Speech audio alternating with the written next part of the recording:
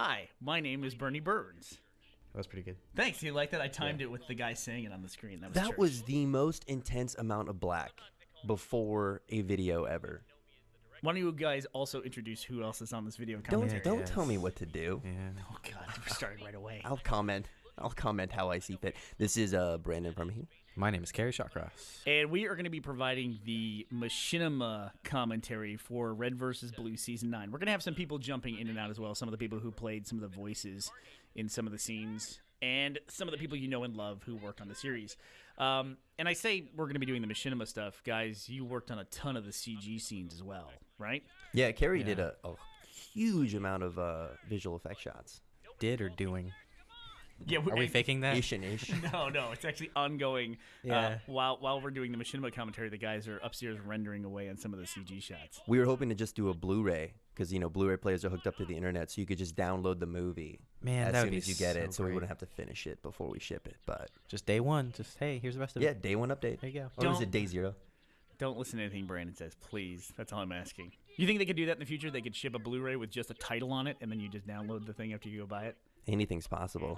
They do that with games now. Why can't they do it with Blu-rays? No, I don't think they're doing that. I would say that first shot in the season, it was really, really, really pretty. This game in general looks great. Like the environments, the backgrounds are just really amazing. Well, the thing was, the machinima side of the show this season was a complete and total throwback to the original Blood Gulch Chronicles. In fact, when we sat down to write it, went through all the major beats from the first 5 seasons of RedVsBlue, and we had to make sure to include them in some way, but then also include them in a way that was different than they first happened in the Blood Gulch Chronicles, because this layer of the recursive iteration of the Alpha Epsilon problem, it had to be the same events, but with a different interpretation. That is confusing. It is confusing. It was intentionally confusing, but in a way it's supposed to be confusing but also identifiable without knowing why you identify it. And I like the whole season's kind of like the telephone game. I mean, it's all hearsay based on what Epsilon knows about the original Blood Gulch. Am I correct with that, Bernie? That is correct. It's what Caboose... Essentially, Caboose filled in all the gaps for what Epsilon didn't know about what happened for the Alpha's adventure after he left the Freelancer facility. And then, of course, as Epsilon interacted in Recreation and Revelation with the main cast, he also picked up a few things. Yeah, exactly. There's always... We have a thing that we always talk about where if the audience knows it, then the characters know it. We don't have to spend time watching everyone learn everything. Like, if you wouldn't want somebody... You wouldn't watch an entire episode where Caboose fills in Tucker what happened on the previous episode. It's just, once it happens on screen and there's some kind of off-screen moment for characters, you assume they filled each other in. Yeah, it's like I always want to do a deleted scene where it's just 2 characters in between 2 moments that happen in the movie where they're just like, hey, did you know one time blah blah blah blah? I mean, how many times do you just like talk about the past with your friends? Like the water cooler moment. The water cooler. Except RedVsBlue. That'd probably piss a lot of people off. I should point out, though, that some things are very consistent. Like here, you'll notice that Caboose had the sniper rifle, which is strange, but it was very important that Tucker never have the sniper rifle, because Tucker not having the sniper rifle was a huge part of the Blood Gulch Chronicles. And, of course, Church not being able to use it. That's part of who he is. And I forgot that every time we set up one of these shots. Why is that? I always gave it to Church. Oh, every right. time Caboose had it. That's one of those things that it doesn't feel like a recycling Blood Gulch. It's kind of like there's a new life to it because Epsilon can't exactly get it right. He knows it's supposed to be right, but he can't get it. So we're able to do so many fun things with these characters, especially Donut. I think Donut might have been the favorite in The Office for all his reads. Well, it's a fine line, too, because we had the characters... We thought it'd be fun to play with the characters a little bit and kind of turn them on their ear, make them different than what they are. Like, Griff became this OCD neat freak, and Donut was like this overly macho, oppressed dude. But after a while, it's like we couldn't keep that up forever. And it lasted 4 episodes because we only had half as much screen time this season for the machinima stuff. And so we had to kind of get away from it as fast as we could. It's kind of cool, too. It's like the characters themselves are so established, they kind of find themselves. Like the universe corrects itself, if you will. And coming up here, we have the first introduction of the tremors that take place in Blood Gulch, which that was actually, believe it or not, based on our research with Reach when we first started playing it.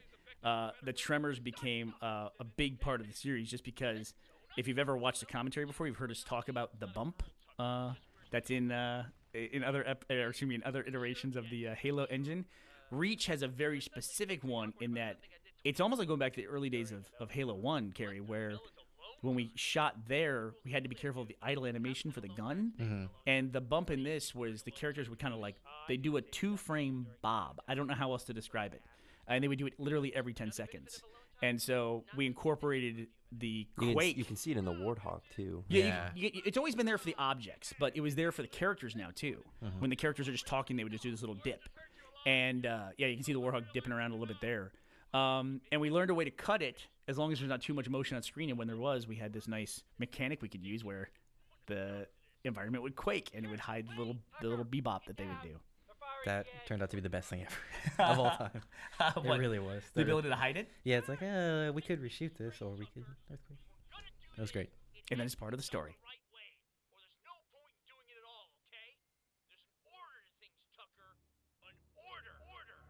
Okay. Who's and now that good-looking gentleman right there? I would like to welcome the CG portion, or the animated portion of our commentary. Computer generated. I have Mr. Matt Hullum. That's what CG stands for. Nobody knows what CG stands. Nobody uses that term anymore, do they? CG. Computer generated? Yeah. Everything's computer generated. There's nothing that's not computer generated. You're absolutely right. All of our shots are computer generated. When you watch a movie nowadays, almost every single shot in the movie has been touched by a computer in some way. I mean, well, actually, I guess now with the digital color timing or whatever, every single shot in every single movie you see is computer generated. I was gonna say, touched by a computer sounds like a CW show that they're trying to get to the older market. Touched by a computer. It's either a CW show for like seniors that, you know, like Touched by an Angel, but the angel happened to be a robot, or it's pornographic in some way. Hey Matt, look, we made a movie. Oh, we did. And we're joined also by someone else. You want to introduce yourself? Hey, this is Monty. Mr. Monty Ohm, the lead animator for RedVsBlue Season 9. Touched by an Ohm. In fact, Monty, in this early stuff, this is entirely you, correct? That's right. That's me pressing buttons and getting yanked. So why don't you guys describe the process a little bit too? Because we have animations by Monty Ohm, but there's actually a lot more that goes into it than just straight animation. Yes. Can you talk a little bit about that? Okay. Well, how does this start? Let's go back to the root of this craziness. It starts with you writing a script, right, Bernie, and then in the script you say you usually have words, dialogue, some stuff people run over here, and then you have a little block that says animation goes here. This scene was actually probably the most scripted. Even though it changed, and I went back and updated the script to kind of match what happens, but. I've said this in the behind-the-scenes piece, is that you write something, you kind of turn it loose, and then you get surprised by what comes back, because it's always a little bit different. Yeah. Yeah. You got to kind of learn to let go a little bit. Yep. And then after a while, I learned, like, okay, like for the chase scene, I just put a block in there that said, Monty Ohm chase scene. Yeah. I love that shot. It's my favorite shot in the whole thing, probably. The whole movie is that shot of South starting to run. Well, I have to say, we talk about the animation a lot. Just as animation, like this kind of amorphous term, people don't really know what that means. If it means what's been actually literally animated, or the rendering, or just the shot as a whole, or whatever. But that shot in particular, the motion capture that you did, right, which was Monty wearing the suit, yep, that reads all of his movements and gestures. Yep, that was great. Yeah, and you probably don't even see what, like, the moment she leaves screen, her legs start bending like backwards and stuff, because our motion capture room, it's bigger than last season, but it's still not big enough. I'm gonna have to make it bigger next season, but use the whole warehouse. Yeah, pretty much use as much space as I could grab, and I got pretty good at going from 0 to 20 in 1 or 2 steps, just to get stuff like that going. This was heavily written. This was very detailed in the script, this part right here. Yeah, with the thermal dots and all that? Yep. And it was, I think the thermal dots were one of the last shots to make it into the sequence. It was, yeah. There was always this little text placard that was there. Yeah. Oh, we have a lot of those. A lot of those during the making of these episodes and the movie as a whole. I'll be editing these sequences, and I'll just put in a little text card that says, this shot, and describe the shot, goes here, Yeah. And because we'll just have holes where we haven't made the animation yet. And I think what happened was, after the first 2 months of seeing those cards over and over again, everyone just got numb to those cards. Yes. And so we wouldn't make those shots. It was just like we'd be watching along. It's like, oh, great, the episode's all finished. It's like watching along. Yep, that card's in the right place. And it's like, oh, wait a minute, that card's supposed to be replaced by something. It always reminded me of season 1 when you were making one of the episodes and you thought you were all finished with it. So you sent it to Gus and Jeff saying, I feel like something's wrong with this, but I feel like it's finished and I can't put my finger on what's wrong with it. And what turned out to be wrong with it was that Bernie hadn't applied the letterbox. Right. So the entire thing just looked like gameplay footage, before we put the letterbox on it. And it's kind of like that with this. We have those cards in there, and they just say, North kicks ass here, and you just get used to looking at that card, and you It's think so that's part of the obvious. movie. You think, oh, of course someone's gonna replace it. It's like, wait, we are that someone. And Monty, we've had discussions, right, where it's like we've described a shot or a sequence so thoroughly to each other in talking about it that we both think that it's been created. Yeah. And it hasn't even been started. Oh, by the way, what just passed by was probably my first longest shot that I started doing. That's probably the first shot I started working on for the sequence. We called it Double Team. Mm-hmm. And to date was the first longest shot I'd made. Action shot that I made. And that scene where they run across the bridge, the thing moves so fast you go back and watch it. There's actually like moments where they switch weapons and pull them off each other's backs Yep. as they're leapfrogging over each other. That was kind of written in the script, actually, wasn't it? Well, it was just, I think Monty and I will sit down too. We talk a lot about the character side of it and motivation. And we just wanted the twins to always like have their own language. Yeah. Like, the twins babbling in the crib, how they develop their own, infant twin language. We wanted them to have that, but on an action level. That's right. I punch you. Well, you know what I mean? Where it's like they communicate on some other level that nobody else does. Yeah, no, totally. And that I actually, I think one of the most fun things about working with Monty that I wasn't expecting, I think we talked about this a little bit last year, was how into the story and the characters you are. Yeah, that's right. We do a lot of talking to me it's, you think action, it's easy, just punch, kick. But, the better action is when you have a lot of motivation for the character. So, like here when Carolina shows up, we put a lot of thought into, like, what makes her different from the two who just fought and what makes her really different from Tex. I'm just going to interrupt real quick. This is the first appearance by the guys from Smosh. They were nice enough to lend us some voices for this scene, and we thought they did a really funny job. They were awesome. They appear later in the tower when Maine is falling down. Oh, they do? Yep. Oh, cool. Oh, the infamous Devil Man, as I call him. That was a late addition. It was, and it was something that Monty was pushing for. That he wanted the standout villains. He didn't want them to all be drones. That's right. We needed someone, as Bernie described it. We need a Darth Maul type character, someone who's, well, I mean, we went through the whole planning of the movie without knowing who we were fighting, aside from the fact they'd be generic, and I figured we need someone that stands out. Yeah. Insurrectionists, right? Insurrectionists. Or are they insurrectionists? Or are they just being told that's who they're fighting? So it's supposed to be. I mean, the director is essentially our primary villain, but he's kind of a weird one because he's on their side and manipulating. Would you everybody. say he's our Count Dooku? I might say he's our Palpatine. Maybe Counselor is the Dooku. Never go Dooku. Once you go Dooku, you can never go back. But her grappling hook was there, and that was a big deal too. Was whether or not Carolina was actually going to kill anybody. Hey, new guest. It's me. I'm Gus. I do the voice of Simmons in Red-vs.Blue. Thank you for joining us, Gus. Thank you for having me. You want to talk a little bit about the character of the season, how Simmons was different than other seasons? Well, Simmons, I feel like there's a few different aspects to Simmons, and it's just always what you're getting out of him. He's definitely, the kiss-ass Smithers type character who follows Sarge around, but he knows what's right and what's wrong, and sometimes he can be a little bulldog about it. Yeah, I mean, we brought Gus in to talk a little bit about, doing voice work, but I mean, your character was one who changed the least at the beginning of the season, where everyone else was kind of turned on their ear a little bit. Right. He knew it was up. He did? Yeah. I think he wanted to be different than he was. That's one thing we want to play with Simmons a little bit. There's that one line where he's like, "Oh, I bet I'm awesome and I'm really popular." And like, "No, you're pretty much the same." Like, "Oh, yeah." okay. It was fun to like Simmons can't even escape being Simmons, even in some kind of screwed up backwards fantasy. Yeah. He would still manage to be himself somehow. Boring and loved by no one. Now, Carrie, should we talk about something that we changed after these few episodes?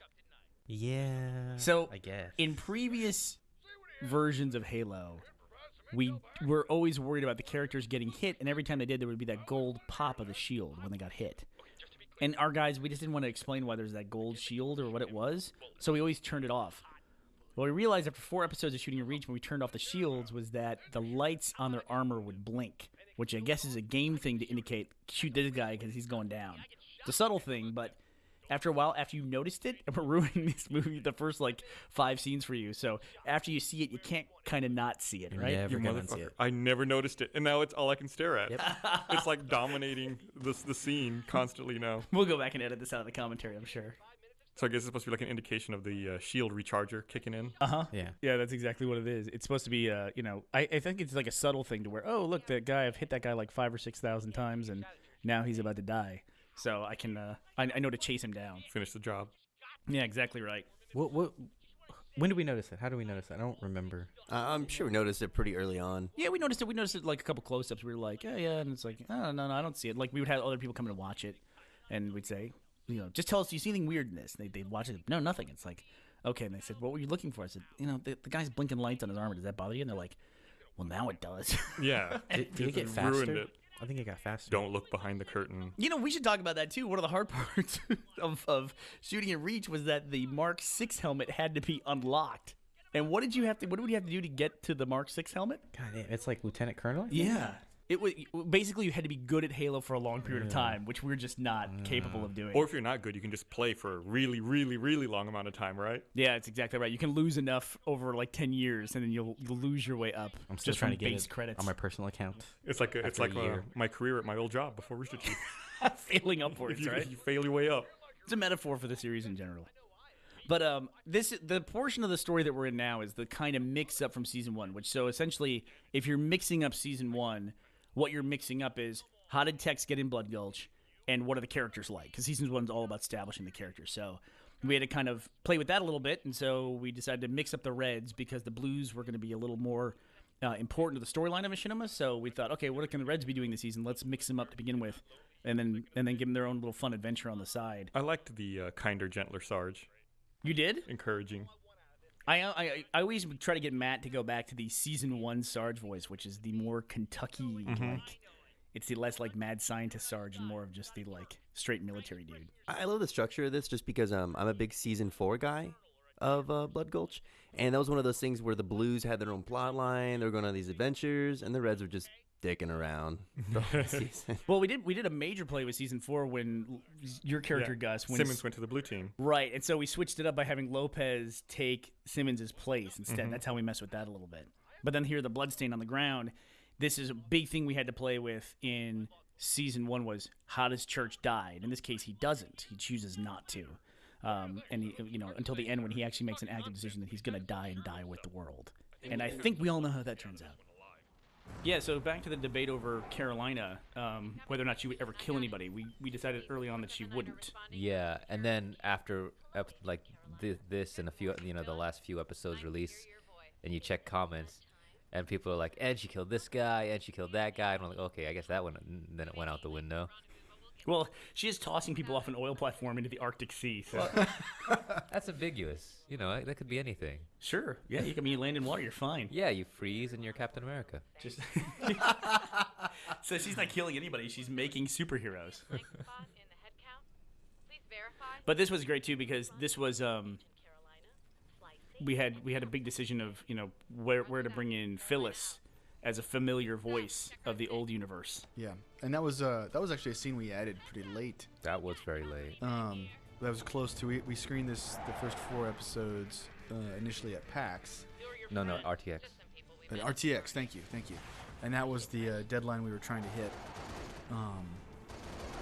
for those episodes, and it was kind of difficult to structure this season overall in terms of pacing. Because Bernie and I were kind of working independently on the animation and machinima stuff. Not completely, but, I would get really, heads down on the animation stuff, and Bernie likewise would get really heads down on the machinima stuff. And I would be thinking, man, this the action stuff's going by too fast. We need to add in a scene that kind of slows things down, lets everybody catch their breath, so that, the pacing doesn't feel just nonstop and frenetic, and people have a chance to slow down so they can rev back up. And but then when you watch it all together, there's the machinima stuff too. So there's actually a lot more going on than just the action. And it's interesting to see it all kind of come together and the different scenes play off of each other in that way. That was like a 4 a.m. Thursday night, Friday morning conversation, just as we're about to show it at our RTX or give it to them to prepare to show. Yeah, that was a late night. But it was great because it was really fun to be able to reveal Phyllis to everybody, in that context at a screening. It was really fun. And speaking of reveals, we have coming up a face reveal. Mm-hmm. Yeah. Well, you want to talk about that, Monty? Well, like we had early discussions about, even though this isn't the first face we did, about who to base North on, and I guess we'll talk about this later. But North here is based on Griffin's brother. What's his name? Patrick. Patrick. That's right. Because North and South are brother and sister, and South is based on Griffin. So we thought it'd be a pretty cool thing to base them on two actual brothers and sisters in real life. Yeah. But it was very important to us that whoever we used as the face models for the characters were not the voice actors as well. That's right. Because we wanted to avoid any kind of weird, if you saw the face and you knew the voice, we thought, oh, it might throw people off. It might just get us in that uncanny valley. That's right. Oh, and here we got a frigate. Remember, I was originally thinking, hey, the frigate should rise out of the ocean. Right. All the fluid dynamics. Oh, yeah. That's right. We hit the whole thing where we were going to go shoot a real prop in a bathtub. Yeah, that's right. Waiting for you in the landing bay. Welcome home, 479er. Thank you, Phyllis. And I got to say, I'm always a little pleased with myself when I write something into the script that I think I can do, but I haven't really tried. Like Church limping across the canyon. The limping's pretty good. And then we worked out a way to actually have him limp. Yeah. I was a little jealous of that. I couldn't do that. I think he'd actually take the controller from me because I couldn't do it. What are you doing? Is like every time they take a first step, is it always with the same foot? So you're just always like moving, stopping, and then just taking that first step over and over? Gus, I'm gonna let you in. I'm gonna pull back the curtain here. Here's what I'm doing. Please. I'm taking a step just like you said, going forward, stopping, and then also doing a little bit of a crouch in there too. Oh. Just a tiniest little hint of A little crouch. dash of crouch? Yeah, exactly right. Nice. Now it has to be hold to crouch. It can't be click to crouch because then you'd have to double click. And who can do I see. that? Yeah. But there was a lot of takes doing it. Machinima is like cooking. You know what? That shot of Tucker there, it's like they have that warning label on the back of their calf, and I tried to read that thing all season long. The armor has like a sticker on it now. And after I noticed it there, once again, I couldn't see anything else but that. Again, I'd never seen that fucking thing. I mean, God, that's crazy. We see the blinking's gone now too. You notice? Yes, this is where we decided let's Churches walk across the canyon. He decided to grow shields for everybody on Forge World. The shield regenerators were slow in kicking in, and now they've generated their shields. So there's no more blinking. Yeah, we're past the major setup stuff, so it's like things are, you can see he's getting things back in order, right? Mm-hmm. Yeah. Oh, yeah. There you go. See, look at that. It's all intentional. You like that, right? Yeah. But the it was the glowing of those shield emitters too. I remember in Halo 2, I didn't see them for a season and a half in Halo 2. And then somebody pointed out the lights, how they glow, and they're color coordinated with the person. I couldn't see anything but those lights on their armor after that point. Yeah, in time. those don't blink though, right? They're just constantly on. They're just huge. Yeah. And especially in dark scenes. Halo 3 was like that too. So when we were doing Revelation and we had a lot of, we had to make the guys and to look like their counterparts in the game, we had to color all those lights. When we had the models, we had to make lights for them. We actually had to color them red or green or blue. Because they're tinted to go with the character. Yeah, it was tough. Or with the armor that they wear. And it's always a big decision when we get a new version of Halo. What color is Church going to be? Always what color is Tucker going to be? And sometimes we hope we keep that consistent. Yeah. He's like one of the hardest characters to place. Simmons and Sarge usually easy because Sarge gets red and Simmons gets whatever is like slightly not red. Right. And then, of course, there's Griff, who oh, man. we let Jeff set up his own character. And after years of people calling Griff yellow, Jeff set up Griff as being gold. There's some Carrie, Caution, Wet Floor. That's all Carrie's VFX work there. Did Jeff also name him Griff with 2 Fs? No, that would have been great, though, wouldn't it? Yeah. So I was like, do you seriously set him up as gold? So now Griff is, I guess, officially yellow, which fits very well with that season. Right? It's just slightly off. It's all intentional. And that orange, he knew what you were going for. That orange was super orange, I have to admit. The Reach orange was like super duper orange. And then the other thing, Carrie, is that every time there's a new version of Halo, the big question is, how do we lower the weapons? This one is easier. This one's way a lot better. Easier. You don't have to use your nose anymore. Yeah, in Halo 3, you had so many buttons to press, you actually had to use your nose. The claw. That's how the sickness spread throughout the office. It's like when one person got sick, everybody gets sick because that happened. We may as well just be giving each other Eskimo kisses all the time. Basically. I mean, besides just me and you, because we do that all the time, Carrie. but I mean, But everyone else. it's special. As we call it, lunch.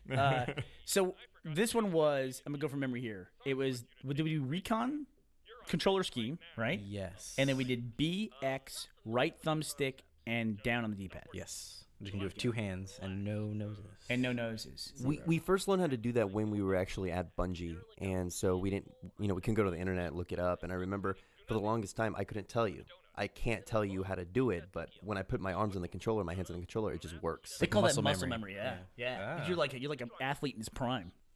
One thing you should note here too is one thing we had difficulty with. Carrie, you must. Oh no, you can see it right there. Oh, God. The grass actually grows up through the floor of the base, and so we shot around it for a long time, which is why the shots on Simmons are lower here, as opposed to being like a straight-on shot. But Carrie actually had a great solution, which I don't know why we didn't think of before, which is Mow the lawn? in Forge, she went in and just raised the base up. So when we're inside the base in later episodes, we're actually like 5 feet off the ground. It's interesting. Yeah, we have a different map for the interior of the bases. I don't think, did we ever even go into Blue Base this season at all? No. Yeah, we stuck around inside a Red Base. We raised that map for nothing. What's that? Yeah, all that work. I know. All those contractors paid for nothing. You think it would protect it from the earthquake, since it's not attached to the ground? You would think so, but the codes of construction in Blood Gulch are not what you think they are. That's a nice looking ship. Wow, look at that. A lot of people are like really excited when they get to see the RT 636 on the side of the ship. That was a good little subtle reference in there. I never noticed that wipe Wipe before. transition? Yeah, that was really cool. That was Monty's idea. I was like, you got to do a wipe. And there's our scoreboard. Monty and I kept talking about how do we get ships in this, because we both read all the novels, and ships are a major part of the Halo universe that are not necessarily a big part of the games. Yeah, man, they're awesome too. So this was the first big face shot that we did. That sounds so dirty when you say that. But this is our first big. We're doing. It was the hair, really, that was a challenge. Yeah. Also, I mean, figuring out the lights. That Yeah. took you a long time. Well, the hair led to the lights, because remember every time we saw the hair, we're like, hey, can we make it less anime, like less white? Yeah. And then it was like, then it was supposed to be blonde, but then it went back to white. Then eventually the lighting just changed. I think that's what happened. That's right. And now, joining us, the voice of Caboose, Mr. Joel Heyman. Hello. That was quite an introduction. It was. I felt like I was robust in my vocal tone. Yeah, that was very robust. This is a good shot, guys. Thanks, dude. Thank you. Look at that. So, Head Joel, bobbing. you and I have had a long-standing argument. Mm-hmm. Who made Caboose stupider, me or you? I think it was a cyclical process. I think you made it, a little stupid, and I made it a little stupider, and then you went stupider, and then I think we fed off each other. We held each other accountable for a very long time, and we've worked together now for 8 years. I think it's time we just both claim the responsibility I that we both don't really had. know. I remember at one point looking up and being like, reading the script and being like, am I in love with a tank? And just being like, what's happening here? It's like, have we gotten to this point? And that was sort of the point where I sort of hit like a limit, and I was like, wait, what is this? Does this make any sense whatsoever? And I think it was like it was really brutal in season 3 when you were angry, Caboose, and you talked about kittens covered in spikes. I think the introduction of the word kittens, we both realized that was a huge turning point for Caboose. And I think you ad-libbed it. And I think that you think that I wrote that. Yeah, I really can't remember. It's all a blur at this point. The basis for Caboose is if you've ever interacted with like a cute animal, that's how Caboose interacts with the whole world. He thinks everything is just like a cute animal. So The if you whole talk world. to like a pet or whatever, that's the Caboose in everyone. Literally everything's up for adoption. Mm-hmm. That's right. Like the stray fins. Stray fins are great. They're always great because it's like I just like to picture a guy like just off camera and he's like sauntering. We should sideways. we should incorporate that more into our live action shooting. Don't you think? Where we're just I'm gonna come into parties like that from now on. This is actually a shot we almost directly borrowed from one of the early seasons of RedVsBlue when season 3 when Church goes back in time and he finds Lopez before Lopez is built. And it's just the leg standing there. I was wondering what I want to look inside that for some reason. You get to see it later. You get to see it later after you get shot. You get to see it's nothing but wires. You guys put the skull in there, right? Yeah, the skull and the wrench are both in there too. Right. We wanted those throwbacks to all that stuff. You know, we asked in that interview package, it's also on the DVD, what everyone's favorite old Blood Gulch visual effects shot is, and everyone said the skull and wrench. And this is no offense to Carrie in any way whatsoever. Whoa. But one of the things we wanted to do for this season, for the machinima stuff, is have the really bad visual effects, like the overlays that are just like there. And Carrie was actually very good with After Effects, and he was like, "Oh, I can fix this. I can pan with this." I'm like, "No, we don't pan." I don't with the visual understand. It effects." should be incorporated more into the Monty stuff, I think. Oh, absolutely. We were talking earlier Is that about how something just like taped on? We need more monocles and top hats. Dude, that's exactly right. Yeah. You nailed it exactly. Yeah. That's what the old visual effects from Blood Gulch were like. It was always a static shot, and it looked like something that you taped on your TV screen That's to right. like fake it. That's Oh what it's supposed man, to be. the cake had to be the number one thing. Season 4, the giant birthday cake. The one that Donut had to hide in. That was important for scale. Do you remember the claw from the NASA?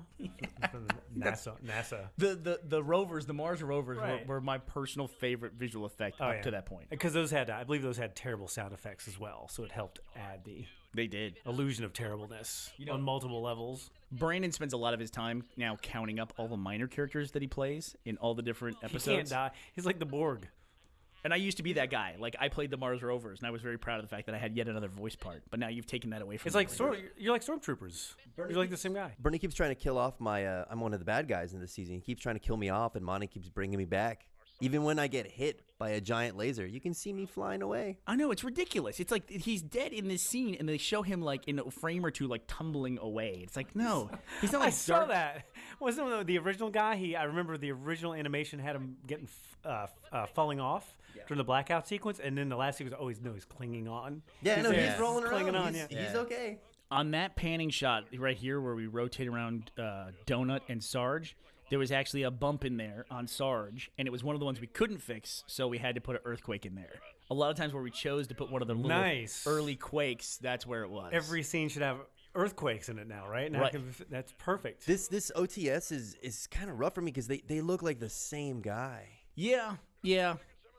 But what do you? I mean, that's actually why I chose to do an over-the-shoulder shot. Just quit throwing out jargon. You're going to confuse people. Before you came on RVB, if you saw RVB, were you ever confused by, like, I know the coloring wasn't always exactly due to lighting or whatever. Were you ever thrown off by that? No. I mean, it was pretty clear. So we forgot to introduce Nathan before. Let's introduce Nathan. Hey, Nathan. Hello. That's Nathan. Hello again. Look at all those pelicans. More ships. Man. This ship was a source of an unnecessary argument. That shot was an unnecessary argument between me and Monty for some reason. Was it? You don't remember that? No. That I was like, I got the tracking software out. And I'm like, just gonna shoot a plate and we'll just track it. Oh, yeah. And you're like, no, that's a terrible idea. It almost worked. It almost worked. It almost worked. Very close. And here we are in our second big face scene Hair challenge. hair challenge. It was funny because I remember we were like, oh, well, these talking scenes, they'll go really quick. We'll just Yeah. knock them out. And then it's like, we quickly learned that you have to get everything right Yes. because there's so much more detail involved. Yeah. No, but people aren't looking at gunfire and explosions and crazy karate kicks and stuff like that. Unless they're watching some other show at this point. They're just looking at characters talking, and you see everything. You see everything that's wrong. Unless there's stuff I'm not showing, like her hand going through the window there. Yes. Well, her feet right now are probably doing a tap dance, so we can't see.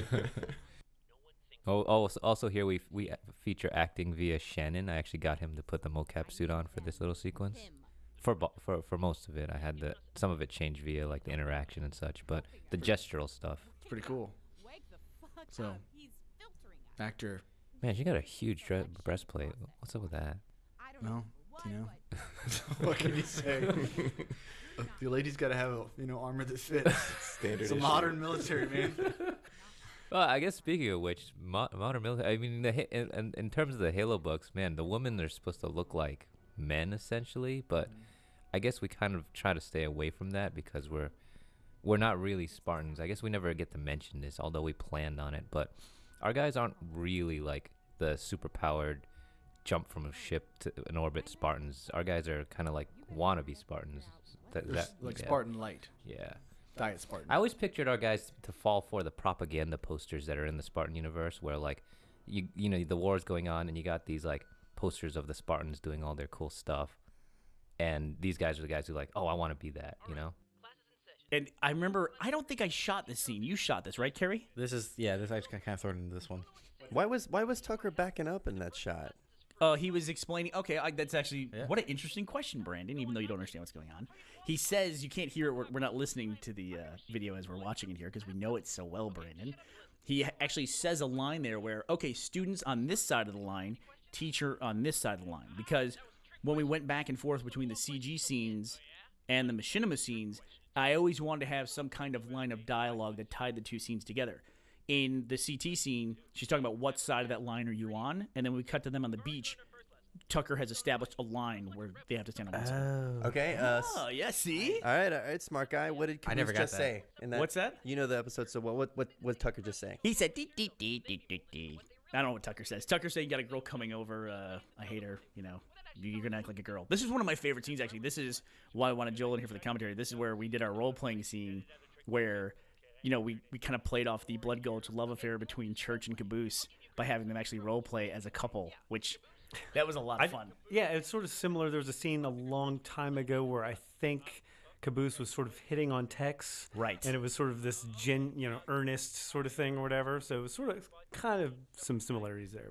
But we always have these threads through some of the characters, like very minor things, like that we establish over a long period of time, like that Griff's afraid of bats, Donut's afraid of spiders, and Simmons is afraid of snakes. Like, that's a very subtle, small thing all throughout Blood Gulch. thank God they're not in Harry Potter because it would be hard. That would be difficult. Thank God they're not an adventure game like Dungeons and Dragons game. So Joel, They what get is very far. They said they're afraid of bullets. Caboose afraid of? That's a good. I don't think Caboose is afraid of anything. He's too stupid to have. He's afraid of math. He's afraid of math. He's be afraid very- of numbers. He's afraid of math. But and then- At one point there was an article that said that RVB is the most masculine or male thing on the internet. yeah, we made a PSA about that. Right. So it's very important that we have these scenes to show that we had the softer side of Red versus Blue. Well, right? that was Caboose's thing. Caboose understood more than everybody else. Even though he's the dumbest character, he was always weirdly philosophical in his idiocy. It's like Shakespeare, right? The fool is the guy who knows what's going on. Is that what Shakespeare was? It is. That's right. You must have read entirely different Shakespeare than what I read. He was the guy that could say what was happening. He was the only one. Gavin did this genius thing in Recreation where there's just like this still shot in Caboose talking to Donut, and Donut's on the floor, you know, because he's passed out, and Caboose actually ducks below the camera shot, so you don't see Caboose anymore. Like, he doesn't understand that's where the camera was.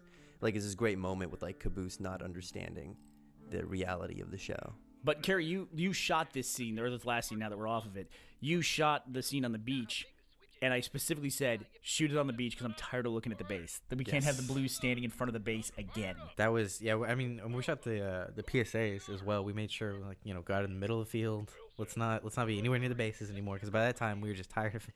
Yeah, tired of that setup. And then on this one here, you did the shot where we froze Lopez. When there's shots of him and Sarge together, we wanted to freeze him. Actually, he's breathing in some of the shots. Isn't that first one? Yeah, and there's one where we pan take care of that. around. Do you Yeah, have to play all the shots? I don't remember what I did. It's harder than you think, Joel, because in the old Blood Gulch days, we could just like cut half the screen in half, like you said, freeze frame it. But we can't do that because the grass moves now. It's like there's so much going on. I was wondering. Yeah, that's gonna be much harder. That tree right above his head still moving. Yeah, Right above his head. But you got Look the at dirt. Dirt doesn't move. No matter how the graphics get. I can make it Shouldn't move. be moving. The old Blood Gulch days of dirt and like 4-bit grass or whatever that stuff was. It was like the triangles of grass. We could get away with murder on that stuff. Also, another thing, whenever we go into a new version of Halo, it's always a big decision of how to dress the guys, and the shoulder pads were a big discussion in this one, and then what weapons to give them. Obviously, we always give Sarge here a shotgun, but the decision of, who to give what weapon is always a big one. Yeah, at first having every character having a knife right next to their face felt a little much, but you kind of got used to it, and there's not really any other options. I love the scarf though that Simmons had. It was like one of the first videos we did for Reach. It was just a really funny little. It was a good thing to use for Simmons. He had I think it's June setup from campaign. the sniper one, and it was cool. It had like a mesh netting, but it just interfered with the chin too much, and it would clip too much, so we just couldn't use it. I mean, it's always nice to give him a little bit more character. Like, we were going to play with Donut a little bit and have him, like, I think in some of the later scenes in Halo 3, we use the stripe for him, and we don't use it for anybody else. Like, he would accessorize himself in some way, you know, and make himself a little fancier. You know what that was strange? They look very gritty, these models from Reach. Like, they look almost dirty. I like the models look for Halo 2. Yes. But if you look at Halo 3, it's a lot cleaner. It looks a lot more like Halo 1. It's like they're alternating the visual look of their games. Yeah, because Halo 1 was kind of goofy, you know, and Very bright clean colors. yeah. And the Halo 2 was definitely grittier and felt more serious. And then, yeah, like you said, 3 got back to that kind of goofier, cartoony look, you know, or clean, I guess is the best way to say it, yeah. But we get away with a lot, too, with the clean look of Halo because there's not, like, you know, in the shot here, you can see the skybox way in the background, those mountains. Those are a little bit out of focus, like depth of field, but that's an illusion from the skybox. Whereas all the stuff that you see in screen, there's a little bit of fog now, but everything is still in focus. That helps us a lot with visual effects. Mm-hmm. Yeah, because we don't have to fake depth of field. Although we did have to fake this. Once you talk about this shot coming up with the rock, we had to fake this because Tucker's not a Forge character, and we could only drop rocks in Forge. Yeah, so we had this great idea of, like, you know, hey, we can go into Forge, we can drop these rocks, it'll look so cool. Right. And then we could never get it to evolve around a character that could actually go into Forge. Right. It's funny the little rules of the game you discover along the way, you know. Now, that's what we've known for a long time, yet we still wrote it. I say we, me. I wrote it us into a corner, essentially, you know. So I'm not any smarter after all this time. And you know what, Matt? Every time we had a scene with Tex, I'm seeing Tucker's huge thigh here, how big his thigh is. But every time Tex came on screen, Matt would, like, stare at her butt and go, look at that huge donkey dog she's got. I kept telling you, it's a female model. It's like, why did we do that? It's like, we didn't do that. It's in the game. Stop worrying about it. He thought it was too much. What was the thing that you had pointed out to Bernie about the sniper rifle that you didn't know before? Oh, the zoom thing? Yeah, I have no idea what. Okay, so if you, on a sniper rifle, right thumbstick, zoom in once, click it again, it zooms in twice, right? If you push it and hold it, it zooms in, and then when you let go, it goes back to where you initially were. It snaps back out. Yeah, Wow. so you don't have to, like, keep clicking to get it back. So this is the shot we're talking about here. So we had to have Tucker with a falling rock. So I set up a shot for Carrie where he's in front of that other rock, so we had a nice hard line for you to cut against. And then he composited in that element from Forge into the background there. I thought it was seamless. I thought you did a great job with it. Well, thank you. It's almost too good for this, Dun, right? dun, dun. We're supposed to have our goofy visual effects, and Carrie's like making stuff. Well, awesome. you got to pick which ones are goofy and which ones are just, like, fixes. You know? I guess so. We don't want to take people out of the storyline. Yeah. And it was always a big decision of where to lay the CG scenes in, too, because this was a pretty long chunk of machinima. After the CT scene where she's, you know, grousing at Washington, there was a kind of a long thing before the training sequence. Because we knew the training sequence was going to be one of those big, huge action sequences. We knew it was going to be an introduction for Tex, and so we wanted to kind of hold on to it until episode 10 as well. I think one of the biggest challenges is we know the story. We know the script from beginning to end. So it's difficult to understand narratively how people are understanding the story. You know, how each episode kind of illustrates what's going on and how that relates to how they're understanding the season. Like, that's really, really, really difficult. When you say we, then you mean the guys making it. Yeah, we understand. We know what's going to happen. So it's difficult when we're ordering these things to understand, okay, so having this scene here, how does it help people understand what's going on with the story? Is it natural? Does one thing lead to the other pretty easily? But we already know what's going to happen, so I think that's one of the most difficult parts. Well, and from a writing perspective, too, it was, you know, we wrote this thing all out in pretty much one big chunk, probably like maybe 2 or 3 chunks, whereas before, I mean, we would produce week to week. I mean, I would write something that ended in a cliffhanger. Here we had to, like, find places to cut things off when we actually produced the episode. Lopez being in here is a big example where if you're going to do a story with Lopez, it makes sense to have then Sheila as well. But we did not put Sheila in the season because she was on the freelancer side. So I just left her on the freelancer side and didn't bring her in at all. You know, she's in the freelancer side as Phyllis, but I decided, yeah, let's try to keep it clean. Yomeri, who plays Sheila, has a very distinct perspective of Sheila versus Phyllis. She should. She was just like, oh, you know, Phyllis is cool. I wish we could go back to being Sheila. And it's just kind of like, what? Okay. No, I get that. I have a different approach to playing Epsilon than I do to playing Alpha. For sure, the original church. I understand if you look at season 5 Sheila, because season 5 Sheila went crazy. Well, she was left alone in the canyon for a long time, so Right. yeah, she just kind of went nuts on her own. It's the crazy laugh that really. Which, by the way, if she ever laughs in real life, when we're like at a convention together or something, she sounds just like Sheila. It's really creepy and kind of cool at the same time. Kind of cool. Yeah, but that actually that helped me a bunch when there's a scene later where Director and Alpha are on screen together, and so I went back and watched a lot of Blood Gulch Church, and just kind of channeled that guy. Do you feel like the more Epsilon spends with the Reds and Blues, both in the real world on the last 2 seasons, and then here, the closer he becomes to Alpha? Absolutely. Yeah, absolutely. I mean, he's got to have his own kind of flavor too, but I mean, there's a very specific reason why I wanted to start off the very first scene of this season in Blood Gulch with Church and have him screaming at the top of his lungs at Tucker and Caboose. I mean, that was important, because that's Church. He's the lunatic, just screaming at everyone for no reason whatsoever. And this scene was a lot of fun too. There was a big debate over how big to make the grenade, right? When we dropped it there. I think it's proportional. I think it's great. I think I scaled it up a little bit. We had a thing where it's like you had to tell what it was, but still have it look like a grenade. So there was a big debate of is this thing too big? Is it too small? Are we okay? And then we added in the psst noise, I think, from season 1 perfect. that we had. I love this joke. Because we're missing. It's tough because we're making for DVD and for televisions, but also for the internet. So it's like you can't make it too realistic, or else people won't be able to see it. No, I see what you're saying. You can't make it too to scale. Mm-hmm. Yeah. You always kind of have to check our effects and scale down the window from 100% and go, oh, this is what they're going to be seeing. And go, oh, okay, let's make it bigger. Well, we ran into brighter. that a lot in season 8, where we made a decision to make things look right. Don't make them Make things look normal, not accurate. I think the biggest thing was make them look right, not accurate. The That's what we Epsilon, said, the monitor, which is humongous. Yeah. But in the CG stuff, we scaled it so far down. Yeah, I think we made it like the size of a guy's head, essentially. The Church is the floating eye. We made it about the same size as somebody's head because it made more sense. But the thing's actually about half the size of a person. It's almost like their whole entire upper torso, including their head. The thing's enormous. It's kind of like the grunt thing. Like if you were to make a grunt, and I think in Red vs. Blue animated, the grunts were about half the size of Griff. All right, here we're in the hallway scene. Man, that's a nice plate. Look at that background. This is actually, I think, is this the first scene in the movie that you didn't animate yourself? Yeah, that's right.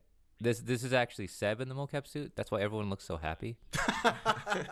There's a little pep in their step when they're walking down there. They're always happy to be where they're going, and they're not tired like me. They haven't been up for 35 hours straight.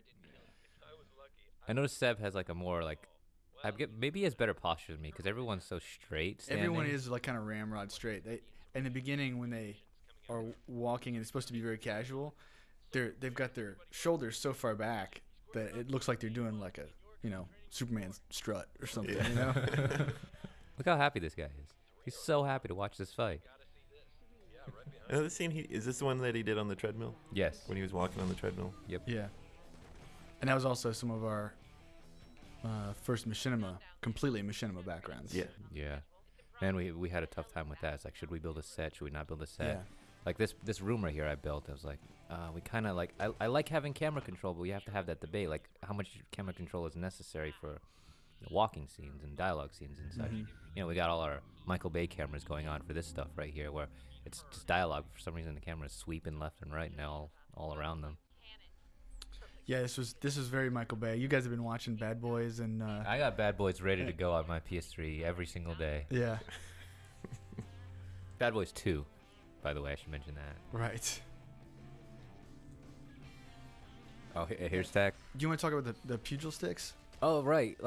We were, we had to have a mid-fight sequence, and I'm I spent a lot of time in the actual fight trying to figure out how to get the guns out of their hands. It's weird to say, but if I don't like having the logic of in certain movies, guys just run at you with their guns, or if they're not running at you with their guns, they're just standing and shooting and getting shot, which is also fairly boring. And I like action and close combat, and I don't want to go straight up and do gun kata Equilibrium or anything. I try to find as many ways to justify an action sequence where they're not standing and shooting at each other. So the easiest thing to do, especially when we had time considerations, is just have phases of this fight where it's like one phase was pugil sticks, which is in the Halo canon. They have actual sticks like that do stunning damage, and then just a hand-to-hand combat section like this right here. Yeah. The other thing I thought was fun about changing up the types of combat for these different rounds in training was that it motivated Jeff to do some different themes. Like there's a different theme for each section of the fights for the different combat styles that are taking place in this. And You're talking about Jeff Williams. Jeff Williams, yes, thank you. And if you go back, you'll notice that every hit in that what we call the bullfight sequence, that this hand-to-hand combat sequence, every hit has got a guitar part or a percussion hit that matches it almost perfectly in sync. He was just, amazingly detailed in following Monty's animation. And then sometimes when they would get away and we couldn't make it fit, I would go back to Monty and would say, "Can you just make me an extra shot? I need to just slip, a few extra frames in here." And once we made just a 54 frame shot that was just a gap filler, just so the music would stay perfectly in sync for the entire thing. I still want to pitch our slam dunk phase for this sequence. When I was working on some of the shots, I admittingly did not look at the previs for a lot of them, and was just kind of churning them out.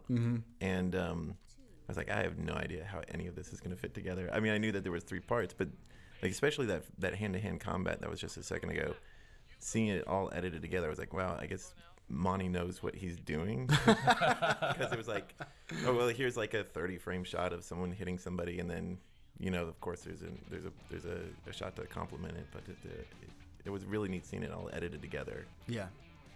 Here's another first for Red vs. Blue, I believe, unless you count the Lopez song. I think this is the first time we've used a song with lyrics in an episode.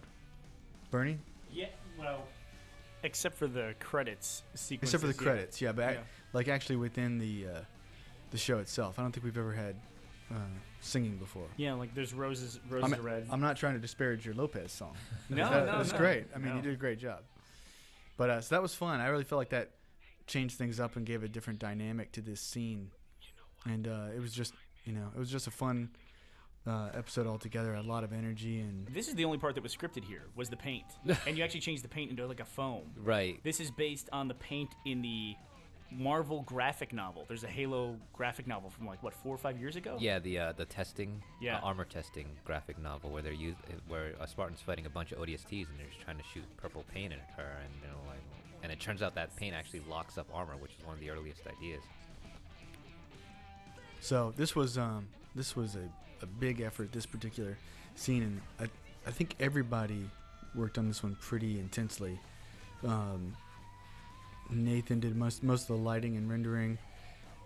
Monty obviously did most of the animation, or all of the animation for the fighting stuff, and Seb did the stuff in the observation room. That's above them. Brian made all of the textures and everything in the room. Purple diaper. Monty made the purple diaper. One of the reasons to switch it to foam is purely technical. I figured out that we just simply do not have enough time to it's very technical, but to remap the UVs on these characters, because as game assets they're mirrored. So if you draw a purple splat on one arm, it's going to be on the other arm. It's instead I just decided to make it a prop, like a foam expanding prop, and try to pull off the same idea with just a different aesthetic. Yeah, that's kind of the way we've always treated the machinima stuff. It's what can we do with what we have, and it's funny that kind of style of working even translated into the animated stuff. And now we have it kicking up a notch with guns. And Wyoming's an interesting character because he was one of our first freelancers from the Blood Gulch Chronicles series, but he was goofier and funnier then. So we made a conscious choice just not to give him much dialogue in this season. Yeah, that was a tough decision on this scene with Wyoming and Maine. People I think were waiting for Maine to speak, and there wasn't really a good opportunity for him to speak in this. And so it was a little bit. It was definitely a question that was left in everybody's mind. Is like, can Maine actually speak? Does he speak at all? So we just make a joke out of it. We just make a joke out of it. Yeah. Well, he does speak in the In the following scenes. in the medical team scene. Yeah. He does. But yeah, he Yeah. does. And his, we just thought his voice is a lot like everybody else's face, in a weird way. You know Yeah. what I mean? Exactly. So it would have been a big reveal, and it was a big reveal to actually have Maine's voice.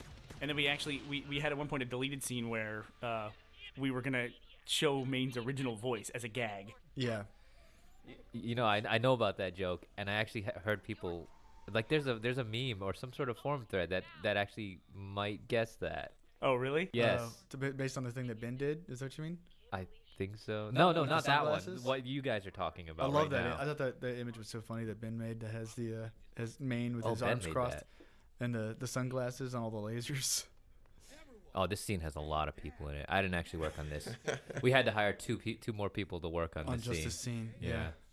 It's this one was a little bit crazy because we hired some new animators, but they didn't know how to work in the software that Monty uses. So Seb had to devise a way to send animation from the software that these guys knew how to use back to the software that Monty knows how to use. And so there was an extra step on everything, and it got really weird where I would open some of the files later and there would be a camera. I was, be looking for the camera to set things up, and the cameras would be attached to a character's foot, and that's just like the way they figured out how to get the camera from one software to the other. And we're back after a long CG sequence. Man, how are we gonna follow that? I have no idea. Do you think they were talking about us? I hope CG so. guys? I hope Matt was. That training sequence was we showed that at PAX Prime. That was the big thing that we showed. I got so pissed too because the monitors were cutting out. It's like there's always you spend all your time making these things and it's awesome. There's always some fucking technical issue that screws with you. The monitors were clipping while we were doing But then we showed it all weekend long. We did. All weekend long. And Carrie sat right by the monitor where it had that. All weekend long. Chris and I spent about 2 straight days working on the short too. You guys are and that awesome. was just gone. No one saw that. No, I'm sorry. Oh, look, we have our first fire engine count. We used to count in commentaries. We used to count trains going by. Now we can count fire trucks. We're about 100 yards from a firehouse. So if you're going to hear that, that's what you're hearing. Unfortunately, you can tell what time of day it is because it's really kind of sad. Every day at 5 o'clock, an ambulance and a fire engine leave to go somewhere. It's like there's an accident somewhere. Every day, you know exactly when it's 5 o'clock as a fire engine takes off. So I thought this was interesting. Tex actually shows up in episode 11 in Machinima, but I mean she does show up in episode 10 in the animation part. And episode 10 is that's Tex. Yeah, that's when she shows up. That's a weird standing tradition we've had where Tex shows up at about episode number 10. Oh, technically, I guess she showed up in episode 9. That is correct. Well, she threw the grenade, but we didn't see her, right? So she chucked the grenade at them. No. Oh yeah, but in the animation at the end of episode 9, we actually see her. She knocks the shit out of York, That's right. Wyoming, and Maine. Well, we always have you not seen? we always hint at Gotcha. it. I got you back. We always hint at it. Like there was the back of her leg in season 1. That's how we first introduced her as well. And that's a revelation too. She crushed on the door in Oh, 9. we and got to big use that episode 10. great text music too in this episode. Love that music. You know, Brandon, I was just about to compliment you too because you took over a duty this season that I love you for. Carrie, you've been a huge help. Carrie was the assistant director of all the machinima scenes, but Brandon, you did something that plagued me for years, which is you encoded the files and then put them online. I which- did. That part of the job is probably the most thankless part of making RedVsBlue, which is after you edit everything together, after you shoot everything, after you put all the sound effects in, somebody has to encode this thing to go up on the internet and then post it. And that can take 2 hours. But it's 2 hours when everyone else is like, yay, we're done. And you're just sitting there still tapping away and working.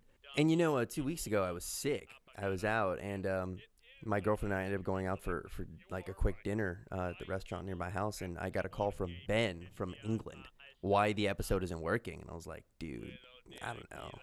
So it's kind of like, you know what, if I'm not there, it falls apart. That was my week to do it. And I don't want to talk about it. But the visual effects look great. Yeah, Actually, we have a visual the effect grenade. coming up here that was done by Miles Luna, our intern, and who was then turned around and hired after RTX this last year. He did the battery and the cords going in. Is this the first? This is the first visual effect that he's done, right? He did the Lopez legs.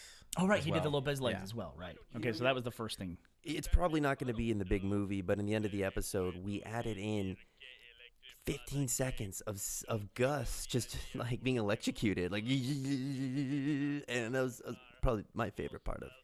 It favorite part of the always, season. we've talked about this before in other commentaries. It's always a fine line of when we have the slates at the end of the episodes online. You don't want to just sit there and stare at legalese, so we always like ad lib and have some long drawn out joke, and then we just have to cut those for the pacing of the big movie. You don't want to have a long rambling joke 20 times. Or like 30 seconds of Donut crying, Right.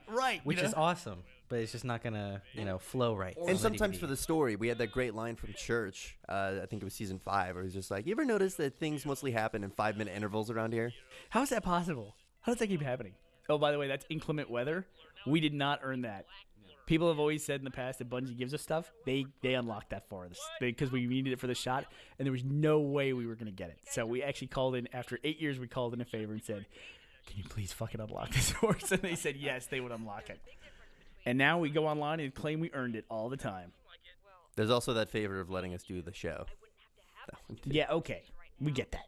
You know, it's kind of nice having the animation interrupt a little bit of the machinima, because it's kind of weird going back to just one level for the whole season. After kind of 3 years in the Recollection series where we're going around from place to place to place, now we kind of have everything take place in one area. So I don't know if that would be difficult for people to go back to. You mean just like the location is specifically Blood Gulch? There's just like this aesthetic that doesn't change. Well, we did not leave Blood Gulch for 2.5 seasons of Red vs. Blue. 2 very popular seasons of Red vs. Blue. We didn't leave. We didn't go anywhere. And then even when we left, going back was a big deal. So we've always left Blood Gulch, and then when we have an opportunity to, we always go back to Blood Gulch. And I mean, let's be honest. If the Forge world that we're looking at now is really kind of a cross between the original Blood Gulch and Valhalla. It's like the terrain is like Blood Gulch. I mean, the geography of it. But then there's also elements of the geography that are like Valhalla, like the big lake all of a sudden. It's beside one of the bases. And, it's this time the Blues got the lake, and the red team didn't. Man, but that made setting up terrible. Yeah. I could not remember for the longest time whose base was whose. From a story perspective, that was kind of cool because, Epsilon never went to Blood Gulch. But he did go went to Valhalla. So it was kind of like mixing what he knew about one thing into another. So there was a fun little story element that worked out here. We get lucky like that all the time. I mean, we really do. I mean, I can tell you that some of the maps that they've announced for Halo Anniversary, it's just amazing. Like the environments that they've created for some of the stuff that we want to do. We're just lucky. I mean, just lucky sometimes with the stuff that happens. But what Carrie was talking about was a really weird thing that happened when we first took a look at Forge World and said, "Oh, Blood Gulch is back. This is gonna be awesome." Every time we looked at it, we thought the map was backwards. We thought they had switched the location of the red and blue bases. We know absolutely that wasn't the case, because if you look at the cliff where the blues hang out to spy on the reds, which they've done thousands of times, it feels like, that's definitely in the right place. Yeah. And that other cliff that's off on the side that goes to the cave, that's definitely the blue side. But something about it, and I think it was the lake. I think Yeah. that's what did it.